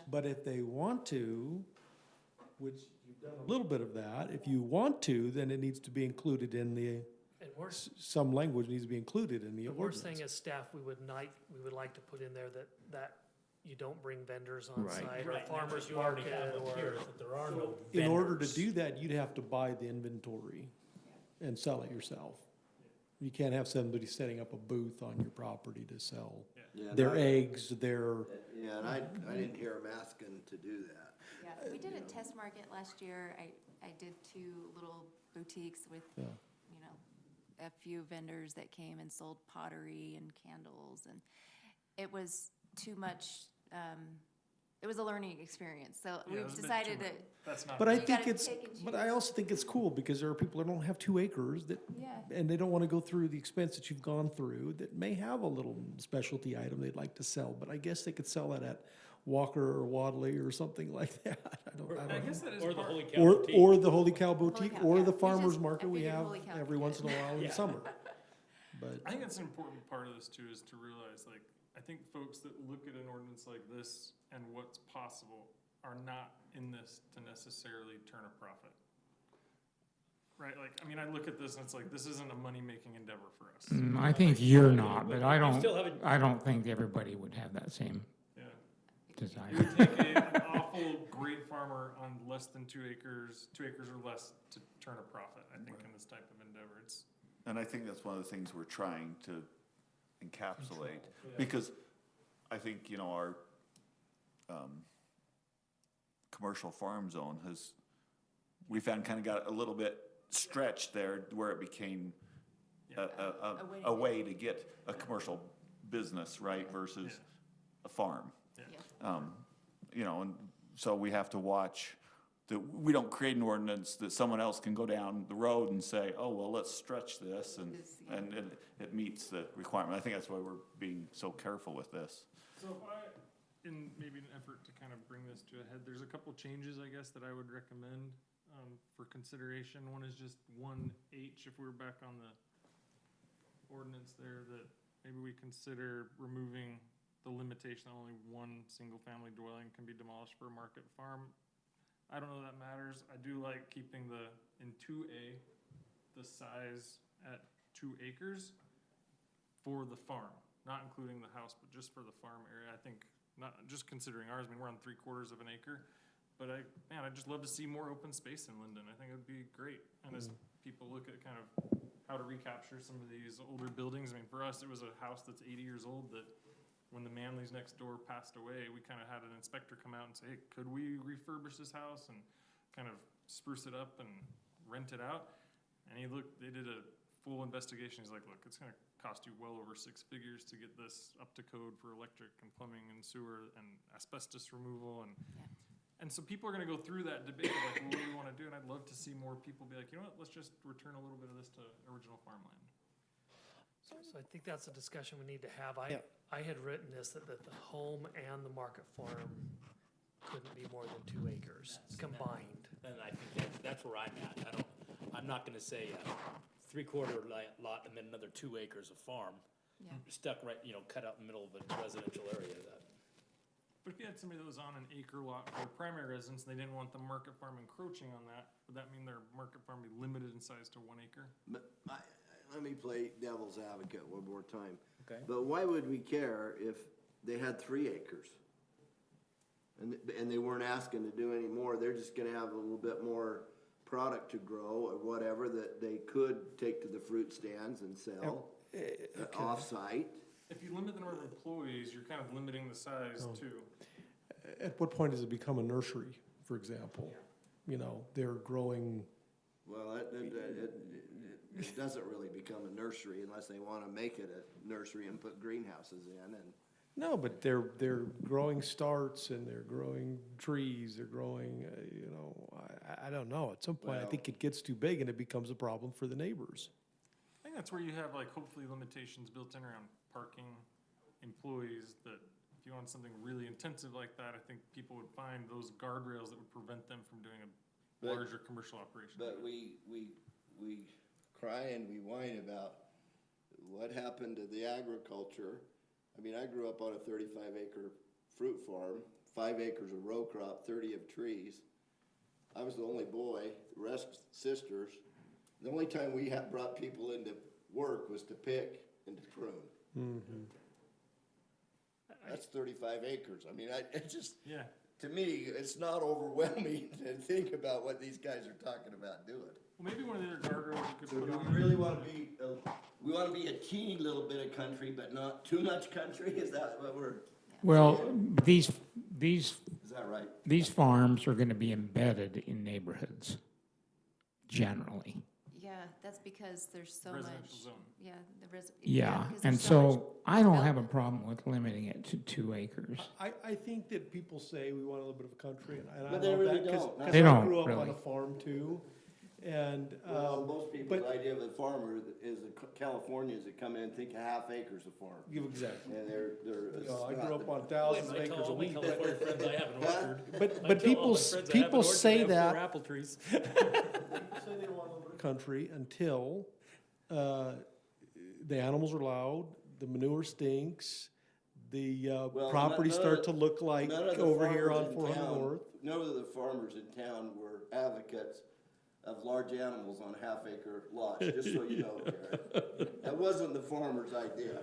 I It was the get you. people that moved here on a half acre that. The spirit of this That's the whole right thing, though, idea. the spirit of this whole thing is a neighborhood farm. Yeah. And I think my suggestion is 2 acres is good to start with. I think it is. And I don't care if they demolish 3 houses, I don't as care long as anything it's about on that 2 either. acres. Because that's gonna Including control it. the whole. I think there owners. has to be one home on it that they live in. And like the ordinance says, it's a Right, budding, that- can I be a like budding that. Yep, it or. can be a budding. That it's Yes. owner occupied. Okay. that Owner it's- occupied. We'll strike letter H. Yeah, and then on number, C, the single, will include all the setbacks shall be used for the farm, not Yes. not be used. You wanna leave that in there, we Yeah. want that to where any permanent structure that goes on that farm has to meet the setbacks of the residential neighborhood. Okay, 20,000 square feet, are you good, is that for a minimum lot size? For a minimum lot size to do this? 2 What acres. do you mean a minimum lot size, 20? So I don't want somebody at Anderson Farms putting in a couple rows of corn and starting a, Well, so Market Farm, so. that comes back to your, if we only do it in the R120, Uh-huh, then the That 20,000 solves makes that, sense. that problem. Because think the that's lot good. has to be that size. Because the farmers around here, in the old days, when there's 6 or 8 different families, they all lived on a quarter-acre lot. Yeah. The farm was separate and apart from that quarter-acre lot that they lived on. True. Michael, can we go back to the very first list you did that referred to the animals? There's this one, letter F, if animals are used in conjunction with the business, the homeowner shall follow the animal regulations required in requirements of Title VI. You can't pull that up real quick, can you? Yeah, it's, The reason, and while you're looking for actually, it, our city website is down on the Okay. network. the reason I even asked this question is, as one who raises chickens, I think we need to make sure that these embedded farms in the residential areas don't impact their neighbors. So if you're doing chickens and you've got roosters, you're gonna get calls in the middle of the night. See, our But ordinance we did an allows- ordinance that takes care of the rooster. We're not supposed to have roosters, but I there are couldn't roosters remember around if, here. that's Yeah, we why, did. You can have roosters, you can You have, can have one for every 15 hens. that's right, one. yeah, and I don't know that that's a good idea, cause Yeah. Again, that's that little bit of country, but I don't wanna get Actually, woken it's- up with a it's- rooster. And the way this is Purposely, even though I raise worked, chickens, and this I- could literally I be, never kept. this could be, somebody comes in I and puts a have pig one in farm in the Lindon. middle of your He's neighborhood, and they fantastic. just sell, and then they butcher it and sell it 4 months out of the year. Yeah, so I mean, So like on a, Can you on a, have, there's limitations already built into 6. Yes, on the like on a size. 20,000 square foot lot, you could have 75 chickens. You can have one rooster for every 7 hens. okay, well, let me tell you, One one per rooster will keep your neighbors awake. All right, so in our case, we have 3 neighbors, we can hear their roosters. We have 2 roosters today and maybe 20, 25 hens, so how many, 30 hens. We haven't had a single call from a neighbor, but We've had chickens for Cause they don't know where it's 10 coming years. from. Cause I do hear California's roosters. moving And I'm next not door that to far you. from I think you. part of, Also, if you go back to the plot map, you can see that behind us is acres of church. And this is the co-ordinance for the city, not just for Yes, you. yeah. So we haven't had complaints, although we've had chickens for Yeah, nearly I a have. I've had to go out and wring a neck of a chicken in the middle of the night. I question the animal products. I mean, Yeah. as long as, I mean, because some of this, like if you continued on that list, you could probably say, how many things can you have on your half-acre lot? And you went through all those lists, there's probably gonna be more. Well, then it gets Two into horses, it one of gets into this, a one of table this. that if you have one major animal, you can have so many minor Yeah. animals, and it's, you gotta have a calculator. Well, and I would say like, we already have that ordinance that exists today in section 6, whatever it is, 6A. Yeah. It would be awkward to say, hey, but for a market farm, we're gonna be more restrictive than we are for a residential. Yeah, I agree with you. agree. I agree with you. That's fine. Well, I guess I'm saying we ought to maybe look at that, because I think it's an issue. I mean, the city has changed, Yeah. and what purpose does your rooster serve? You trying to get a We have baby? hawks and owls, and that rooster is good for protection. And There's also other things. fertilizing eggs and hatching chicks. You know what, and they do protect the Yeah. Yeah. hens. Yeah, they do. When I was a little kid, I got the crap kicked out of me by a rooster every day, and I was so happy when someone came by and shot it with a shotgun one day, but. I would also say, if it needs to be changed, I don't think you change it here. I think you change it in section 6. Oh, I agree. That would Oh, apply I agree, for that's not what I'm just- saying. yeah. That's what Rob's saying. So I think this language is good that says that we're just gonna abide by section 6. Right, is I totally. Right, because there's something, I mean, I guess in theory, they could put an 8-foot fence around the place and put a couple elk on there. We've already done that here in Lindon. I think that's a different ordinance. It is, but I mean, I'm saying, we just gotta be careful with what Yeah. with Okay, I what agree. we broadcast out there. Yeah. But I think we've got some good direction. I think we need to bring this back to you. Yeah. So, yeah, and Can I bring up Mike, one? this was also advertised as a public hearing. Yes. I don't see any more public, but should we go ahead Still and need to open open it, yep. and, okay. So maybe before we go any further, let's open the public hearing and see if the public have anything to comment on this. Or if it's coming back to us, do we do a public hearing then? You could We continue can the notice if public we want hearing. to, but we can continue it, but, I recommend we open a public hearing, or make a motion. I second that motion. okay, I have a motion, a second, all in favor? Aye. Aye. Any opposed? The public hearing is now open. Is there anybody here that would like to discuss the commission in regards to this issue? This is a way to get out of work. Being that there's no one here for the public representation, I move that we close the public Do you hearing. want to close it, or do you want to continue it for the next meeting We too? could or- continue it, yep, let's continue it. And have it as a public hearing next Yep. time as well? We have a motion to continue the public hearing. Do I have a second? I'll second that. We have a motion and a second. All in favor? Aye. Any opposed? The motion carries unanimously.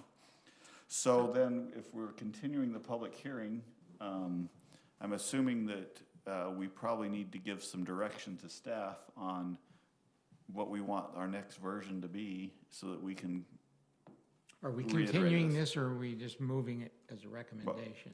so that's the question there. I feel more comfortable bringing this back one more time. Okay. I think staff has asked us to give staff some recommendations and then have us, I think we've been a little bit all over the place, and let's take our All good recommendations. context. And I could read some of the things that I've written down. Okay. Yeah, Let's have, if, Before we do that, can I just Yeah. open one other area for consideration, is the ADA compliance requirement. Yeah, we need. This is one that's hard for us because we essentially have like a small open market. It's small scale people that come. Right now, there is no restroom on property. The house has blown, I think I mentioned blown sewer and water pipes, so it's not usable. The water's actually turned off. It hasn't been a problem to date. Most of these events are an hour to 2 hours, and it's people come, they're here for 15, 20 minutes, then they leave. So it was an old garage that we've just converted into a marketplace, so it's not, And I want to when they're done, I need to bring up I a few think things about Treading this. on thin ice. We gotta be careful. so Yeah. what is the requirement, for a home occupation as far as ADA? So nothing for a home occupation that I'm aware of. That was my understanding, but then for the Island Dance one, when we went that bigger, then they were required to be ADA compliant, is that that's correct? If I'm, Wadley Farms. And we're, about, I'm like, not what- necessarily calling this a home occupation. Right, but I just wanted to verify the steps as I'm looking, a home occupation currently What are the other doesn't, but the larger home occupation does. And this probably falls somewhere in between, and we'll have to figure out where that fits. Yeah, What are you concerned about as far as ADA? I think what we're concerned about is that we would be required to, I think, like, if we ever, for example, built a barn and built a bathroom, we're fine making it ADA compliant. Today, being required to provide restroom facilities before we operate would be super cost prohibitive, given that we only anticipate clearing, you know, there's literally zero profit in this, like, probably. And there's no water access to the property right now. I don't think we have control over the Yeah, I was building gonna code say, will, like, this building here that's being used, it does, if you're bringing the public in there, you'd need to meet building code requirements. You'll have to get like a honey bucket, and one has to be ADA. And Yes. it's not the city that's going to penalize you, it's the government, and they're gonna fine you. They're gonna sue you. Can we look at that? Because I actually did a little bit of research yesterday on this, and I looked at urban farm codes for other cities, and they'd found, I think, really good middle ground language here that we felt more comfortable with, and maybe we could reference, like, you know, what Salt Lake City, there's one in Portland that I looked at, one in the city of Atlanta, where I guess I'd just say, like, I think more flexibility around how this is implemented based on some of those guardrails. We just ought to look at it. And I don't honestly feel like super prepared to come with like a language proposal, other than to say if every one of these little urban farms is required to have an ADA bathroom facility, I don't think we're gonna get many. Let me take just that up. recommend to you, because I've got experience with this, is there is an organization out there who has people going around looking for commercial property, people that are being a commercial operation. And they're trying to find something that they can Make an issue make an issue out of and then sue you. And Yeah, it's as really much as protection over you Yeah. as it is. Like I said, to the city. you can hire a honey bucket that's Yeah, ADA. One thing that would be interesting is, you know, looking at like some of the treatment you've done for like the Sugar Sweet farm stand that's down across from the pizza factory on 400 there, where they run a market and a farm stand. They don't have restroom facilities, but they have an agreement with an adjacent property. If anybody needs to use the facilities, they can go use them. Maybe what we do is something similar, where it's like, hey, if somebody's there on site and they need to use the restroom, there's an agreement with the homeowner next door, which happens to be the Butlers, that will let you use our restroom facility. But do you have, but is it it ADA compliant? Do you have wheelchair access up into your house, or are there stairs? All Yeah. that stuff starts to play into it. Grab bars. If you want to and- provide me that language, I'll let our building official review it. But this really is a building code. Yeah. So I agree with you though, and I was gonna circle to that, or forgot to, because when I read it earlier today, I thought that's gonna be an impossibility for a lot of people who wanna do this. And Rob is correct, the honey bucket, you know, the porta potty, they make ADA, you know, and if those can be there for 3 months and. Can you know, buy one and just own one of those instead of renting it from Honey Bucket? I would think you could. Yeah, I I'm don't sure want you to be can. responsible You- for you- the maintenance. I mean, Yeah, I don't know, part of We it. just have them come. or they'd just be seasonal anyway for them. They wouldn't be. I doing think it. I think for a construction site, they're a couple $100 a month is all, but. But I think, you know, for It's us, a just couple so- $100 a month would be That's like your 20% of our total income for the Just for total year. You're paying for a True. toilet. Yeah. So it's huge. So, Deterrent. These are the things you have to consider when Yeah. wanting to do an operation, though. So I think where we're at is let's let staff read the list of what they're gonna look at, and then we can add to that list of things that we would like to return. Get Yeah. around that, I don't Yeah, know. Yeah, I don't so know. I haven't found it. let's go ahead and have. So I had changing the hours of operation for the employees from 7 to 10. Did we agree on anything for? Hours of operation, not just for the employees. I think For public, what we though. decided is 7 to 10 for general public. Yeah. For come. general public, okay, No 7 to 10 for limitation general on public. employees if they wanted to come earlier. You sure 10's not too late? No. I mean, that, Well, geez, Well, wait a minute, 10 the 10 wedding for employees? receptions go till past that. okay. Well, that's gonna mean they're gonna have, because most of your Stays open sales, light till 9:30 in the I summer. know. I would have to say, though, that at some of our events where we've never gone till 10 before, but 10 would be an okay, extension. But I think there's more complaint from my attendees about the noisiness of Lindon's traffic at our event than the other way around. So I would say on the residential impact, I think the traffic in front of 400 North is so much more of a noise impact than it would be whatever little flower thing we're doing I here. guess thinking broadly, when this goes somewhere else, is 10 too late? I think 10's too late for retail 10's a little late. So I'd probably say for retail, I'd probably go 9, 7 to 9. Yeah. That, No we problem can with do that. Yeah. 7 to 9 for the retail operations. Next, Is a class a retail operation? Not I mean, I would think that, Right, that's a good thing, because if a class goes until 9 PM, it may take 20 minutes for people to leave the property, Well, that's not. I think that's fine. That's fine. yeah. That's fine. you wouldn't be able to come in at Classes over by 9:01 because 9 you'd be closed. Even if Yeah. class is still going, Yeah. you're not gonna start a class at 9 o'clock. Close, your doors close or whatever at 9. yeah, that's 9 is fine. You can always close at 9, as long as the code says 10, and your neighbors don't have a complaint. Yeah. So Well, next I that's had true. adding some language for the associated agricultural products, items could be I think, sold. I think a lot of discussion needs to be on that. Because I would like them to be able to sell things, but I think that can get out of hand. Do you say any inventory needs to be stored within indoors? I think that is one potential problem is inventory. I mean, that's how the donut shop down there, what's it called? Jake's. Yeah, they just have a little shed like that and store their inventory in it. Get a shipping container, right? We've had discussions about shipping containers. It has to be a foundation, it has to be painted. Storing inventory inside is a good way to keep it Yeah. clean and tidy and. Yeah, because that could go anywhere down to clippers for cutting flowers to, some of the higher end things that people would use for that. Chicken coops, because you're selling chicks, or you Yeah. know, I mean, it can get a little bit, I don't want to prohibit it, I'm just saying there needs to be a lot of discussion on that. That's also gonna limit, the more product they try to bring in, it's gonna be a bigger barn to store it in, which is gonna be less agriculture, which would be contrary to what they're trying to do. Or a semi-truck is coming in to deliver inventory,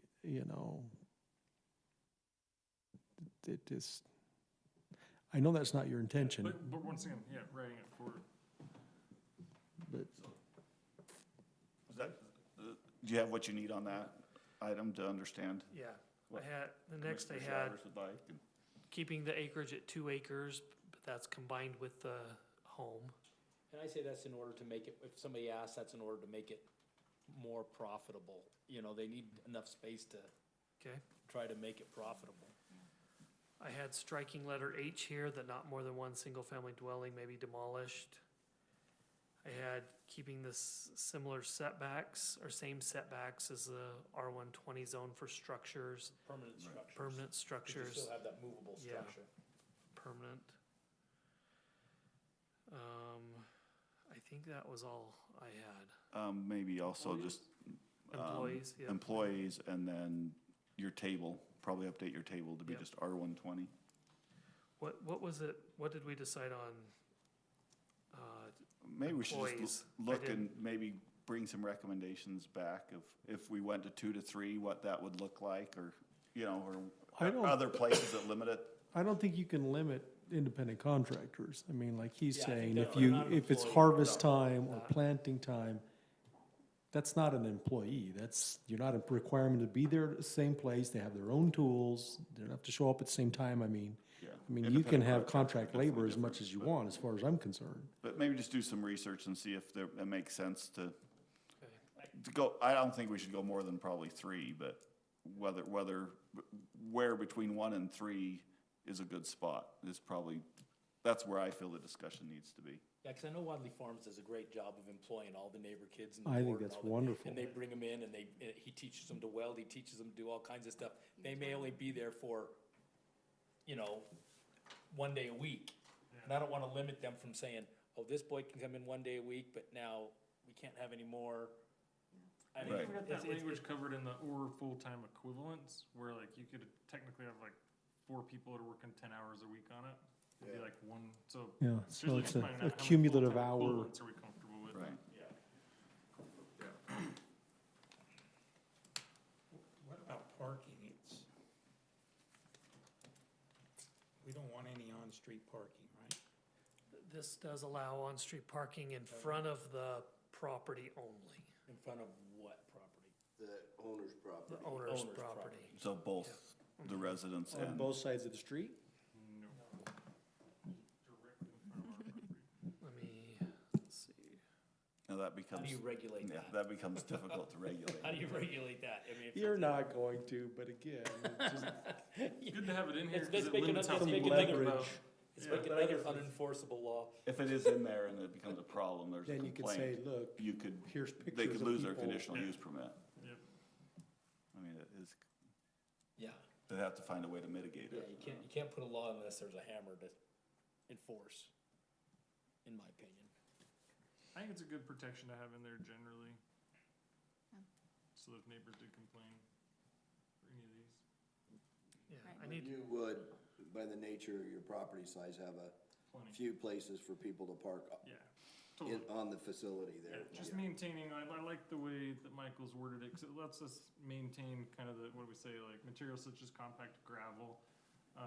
Just so it maintains Yeah. the farm feel, so we don't have to Right. come in and asphalt Absolutely, farm. right. Yeah, Is that the asphalt, that's probably also cost prohibitive. yeah, totally. well, this is just from the residential business owner. And I then do need to look at D, letter D here, the word home occupation, because this really isn't a home occupation. I need to adjust that word, Yeah, the home market or farm farm market. market, or, yeah, market And then, farm. I think giving them an opportunity on C to bring other examples to you, they say they have Yeah. on C, just give them, you know, it may or may not apply, but at least give them before we come back, give them an opportunity to. I can have Bryce and Brian look at that. Right, right. And then maybe also look at the stand, whether, if it's non-permanent, where you want it to move. Just probably, yeah, If it's behind the setback or whatever. Yeah, but- it's Setback behind or the something. setback. yeah. They can move it from time to time if they Yeah. wanted to, as long as it's behind the setback. One other question we didn't really talk about is just some sort of sign. Like, we had just envisioned putting, I mean, Chelsea's already got like a LLC set up for Sunnyside Urban Farm, but just kind of the idea of like a sign with kind of some of those hanging chains that has like little labels that would say like what's in season right now, like Yeah. flowers, like cherries or strawberries or whatever. Let me see what our ordinance allows for residential zones real quick. Yeah, I would be more inclined to have something like you're doing now, that you can take off the road when you're, Yeah. you know, but a permanent You have sign. a wagon, you have a wagon that says what's there and you just wheel the They move it wagon. in and out. You A know? permanent sign, I think, is,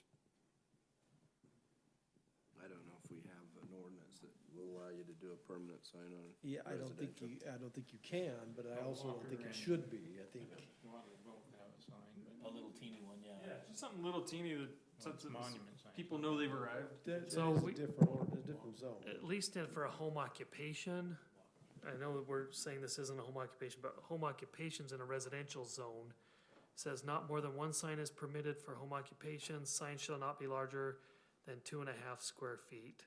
Signs must be attached to the main dwelling unit. Signs shall be aesthetically pleasing and have a similar materials or colors as the building which it's attached. And they can't be lit. I mean, this would have to be attached to the building though, but. What building? In that This says situation, home, sorry, the it's home. Home occupation, it Yeah. has to be attached to the building. With this, we don't want it attached to the building. We'd like it to be something like Wadley Farms has out on the street, the little metal sign that said Wadley Farms. You know, And it's- something like on your chicken coop, on the end of your Okay. chicken coop, would look nice, but, yeah. I think you're fine to put an A-frame up for the day or whatever. I don't see that being, that's a communication. Permanent sign. Well, It's more of a, it's not a sign, it's a communication. our city prohibits A-frame Yeah, signs, but, Okay, let- well, but I think I have if you want me to come up with some sign language for this, I can. That allows well, some like he signs. says, you know, put it on a wagon or something. I mean, you know. Yeah. Come up with Okay, some we'll- ideas we'll- that- I'll look just at something to let people know we're there, and Yeah. when she has a U-Pick night, she kind of puts something out, just drive by. Okay. Well, that's something to think about. You've seen that. Are we comfortable with what we've given staff to Yeah, I am. do? But we're gonna continue this. Yeah, and I think we can, I'll be thinking about it the next couple of Yeah. weeks, because I really am on board with this. Yeah. I really like what you're doing, and would love to see something come together, but it's, So, Rusty, when is the next commission meeting? It's, 2 weeks. Fourth Tuesday of the Whenever month. you can get it on. Yeah, it depends, because we were asking him to do a lot of things. We were asking you to bring him stuff, so we can't say it's probably the next meeting, but it might be. It So just depends on. April 23rd is the next meeting. let's see here. Yeah, April 23rd is what I've got. And then after that, it's May 14th, so. So, the 28th. You need a motion then to. So, I think the idea is we have a motion to continue this, to allow staff to come up with the answers we've asked them to look at. I'll make that motion that we continue this item and give staff time to work out some of the things that we've come up with questions, and to work with the applicant to resolve some of the issues, and let's hear it again. Have a motion, do I have a second? Second. Okay. Have a motion and a second, all in favor? Aye. Aye. Yeah, all opposed? The motion to continue carries unanimously. Thank you, we'll keep working on this. Thank you, appreciate having us. How do your neighbors feel about this? Do they, Oh, they love it. they're okay? Yeah, yeah. We Super didn't- supportive. Yeah. I mean, Excited. Yeah. Like, so many have come and just been like, we told them kind of what we're doing, the vision, they're just like, love it. yeah. So- Love it, love it. I guess that's a question, Mike, how far was notices for this? we don't send out E- neighbor even though- notices. Even though this was a public hearing, there was no notices for this one. No, we notice on the state website, the city website, and in the city buildings. Okay. Bring your friends. Just what, yeah.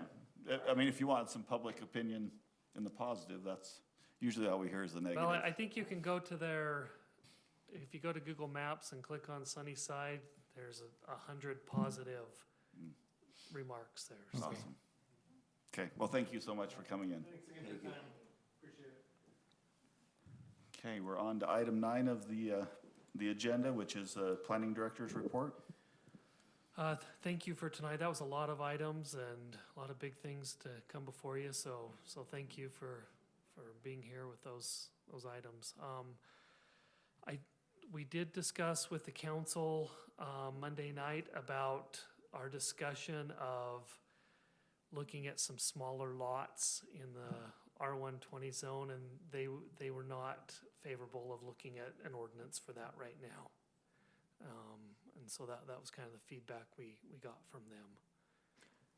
That was only part of what we Yeah. discussed. The main part of it was, Access to property that is not accessible right now. It might be a 20,000 square foot lot. in fact, it And might be a 30,000 square foot lot, but to get access to it. Isn't that mainly Yeah. what you're talking about? And access, I think, is okay. Bring It's up. the But lot yeah. sizes. Yeah, that it's- they were. Yeah. Yeah, I don't think you were asking to look at the lots. Well, I think that's something we asked about, Yeah. but more than that is, Is we utilization. said that the way the city's developing, there's a lot of property behind houses that's not being used. They did, though, want to have a joint meeting Okay. where we could discuss some things like that. They thought it would be really good for the 3 new council members, even Karen, it's on our commission that's new. And so, they want me to put a date together, Okay. look at some options in the next couple months for another joint meeting and dinners. Sounds good. So, So, the only other thing, Can I ask a question or two? Well, you having any, are you pursuing an assistant? I am pursuing, but I currently do not have any So you're lucky. new applicants. Okay. And, Know of anybody, I am drowning, so. I bet you are. We'll keep your ear to the ground. Yes. Good day. Go ahead. Then the other thing I was gonna ask was, we got an email or text about our secondary water. I mean, for the first 28 years that I lived here, it was always April 15th we got our water. Now I'm being told it's gonna be early in May. What's the deal? Why We- did I they have did- water coming out of some of my valves today, though? The letter addressed that they were putting some water in just to To test. system, look for leaks. But it doesn't mean that the water, it acted like wouldn't be Oh, on yeah. until May 15th. And Adam and Juan did go back What the heck's over the going last on? few years, and it's been pretty close to the 1st of May. Now, I tell you, Maybe something got pressurized early, different sections, well, it but was always Back- April 15th, and Yeah. that was before your time and Adam's time, and, Yeah. but I think recently, within the last few years. well, the last 3 years, it's Since the been. drought years is when Yes. it changed. But then last year, we were told that we're gonna switch over to the Murdoch Canal, and now we're being told, well, we don't have any control. Man, I tell you, I think they are. our working on farms are that. drying up. Well, what I find just for simple things like I have a lawn care service, they wanna come in and do this stuff, but they wanna come in and do pre-emergent or something on Yes. their lawn, and they can't until water's available. Yep. And so, No, I've so been that's just telling something them, as simple as I've been that. telling them for several years to wait until I call them because you can burn your lawn up if you let them start fertilizing and you don't have water. Well, it's a little discouraging that it does seem to be slipping into May, and yet our bills are 12 months a year. So it's like if you get, I'm gonna quote Biden here, if you get a bag of chips, We're not talking ice cream and here. there's only 3 ounces of chips instead of 4 ounces of chips. That's an increase in your pay. What's your favorite ice cream? And I can verify Rob's, Just because he's quoting him doesn't mean he likes it. it was April 15th, because back when, I don't know how many days, it was tax day, Yeah. and I had to run out, because I had a, Yeah, he the used sprinkler to. pop, it had come out, and I'm like, of all days, to have to go out and turn the fix something. So I would be am that. I am definitely not. I the know. best person, but I will ask and, pass that comment on. But early in May could be May 15th. That's a whole, You know what, Rob? I thought it said by May 15th, but I could be wrong. I thought that's what it said. I thought it said early in May, but I don't know. I can look it up. I got it right. Well, I'm just putting in my 2 cents. I have Boy, it. It it's like, says- we need water. Meeting's already hit It says, regulation. Good to try to it just says. conserve. That's what's going through all my it says mind is right early now. May. Yeah. Is the The- definition it uses. These guys, yeah. They don't understand the amount of regulations that they fall under. And I'm not saying they're naive, but you start bringing on employees, you got workers' comp, you're doing all your payroll I don't know how taxes, they're you're doing gonna make it. W-2s, you better be properly insured, you fall under ADA requirements. It's a whole, They're gonna get their eyes. and that's kills this little innovation, this little cool Like the project. garage, it's a garage, it's not meant for public Yep. use. The government So- thinks that they gotta go after the Realtors Association. Oh, shut them down to building permit, the average cost $50,000. Anything else, Mike, from you? Just or- one item I'm working on, I'm Saying, hoping that it'll be ready for the next planning commission meeting.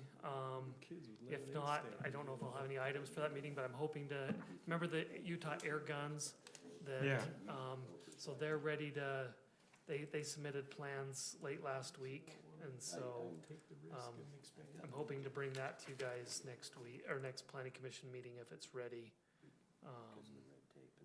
see if I've got a, then like it is now. yeah, so very nice looking facility in our light industrial zone, so it'll be, What?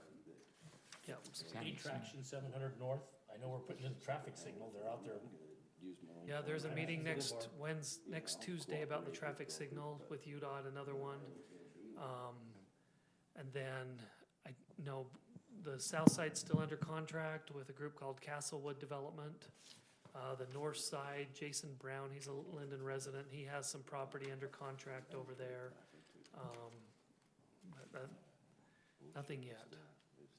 Dust hasn't settled on it. Still not approved. No, you probably don't have anything to do with the road, the contracts and repair contracts. But I gotta admit, this crew that's tearing up all these streets for water, I've never seen a city that's allowed people to dig up holes and then leave a giant hole there for the next 6 weeks while cars are coming through it. Where everywhere else I've ever been, they always, okay, you dig up a hole, you put your stuff in. Well, you but they're patch- putting you cold- long you cold stretches, patch it. and then they have to sterilize it and then flush it. Yeah, it just seems like I these can see- massive holes we've seen in the ground around the city. It's been pretty incredible. Yeah. And then you got the sidewalk corner project going on all over, and that's Yeah. going on my street right now, today. It's a lot. Yeah, there's this, a lot, whether they're complying with their contract to keep the roads open, or they're just, it seems like they're just doing what they They've done a want. real good job in directing traffic, I think, but boy, they're really tearing it up. Yeah, try, Main Street is on the list of that, all new asphalt. Right, right. And, so that'll affect you, and then on on 400 North down to 780 East, all that's gonna be so Yeah. it's gonna be a lot more road closures here for. Yeah, Yeah, it happens, I'm it's not complaining that improvement, the I work's mean, getting done, it's just incredible how much is going on Yeah, it in our is. city right now.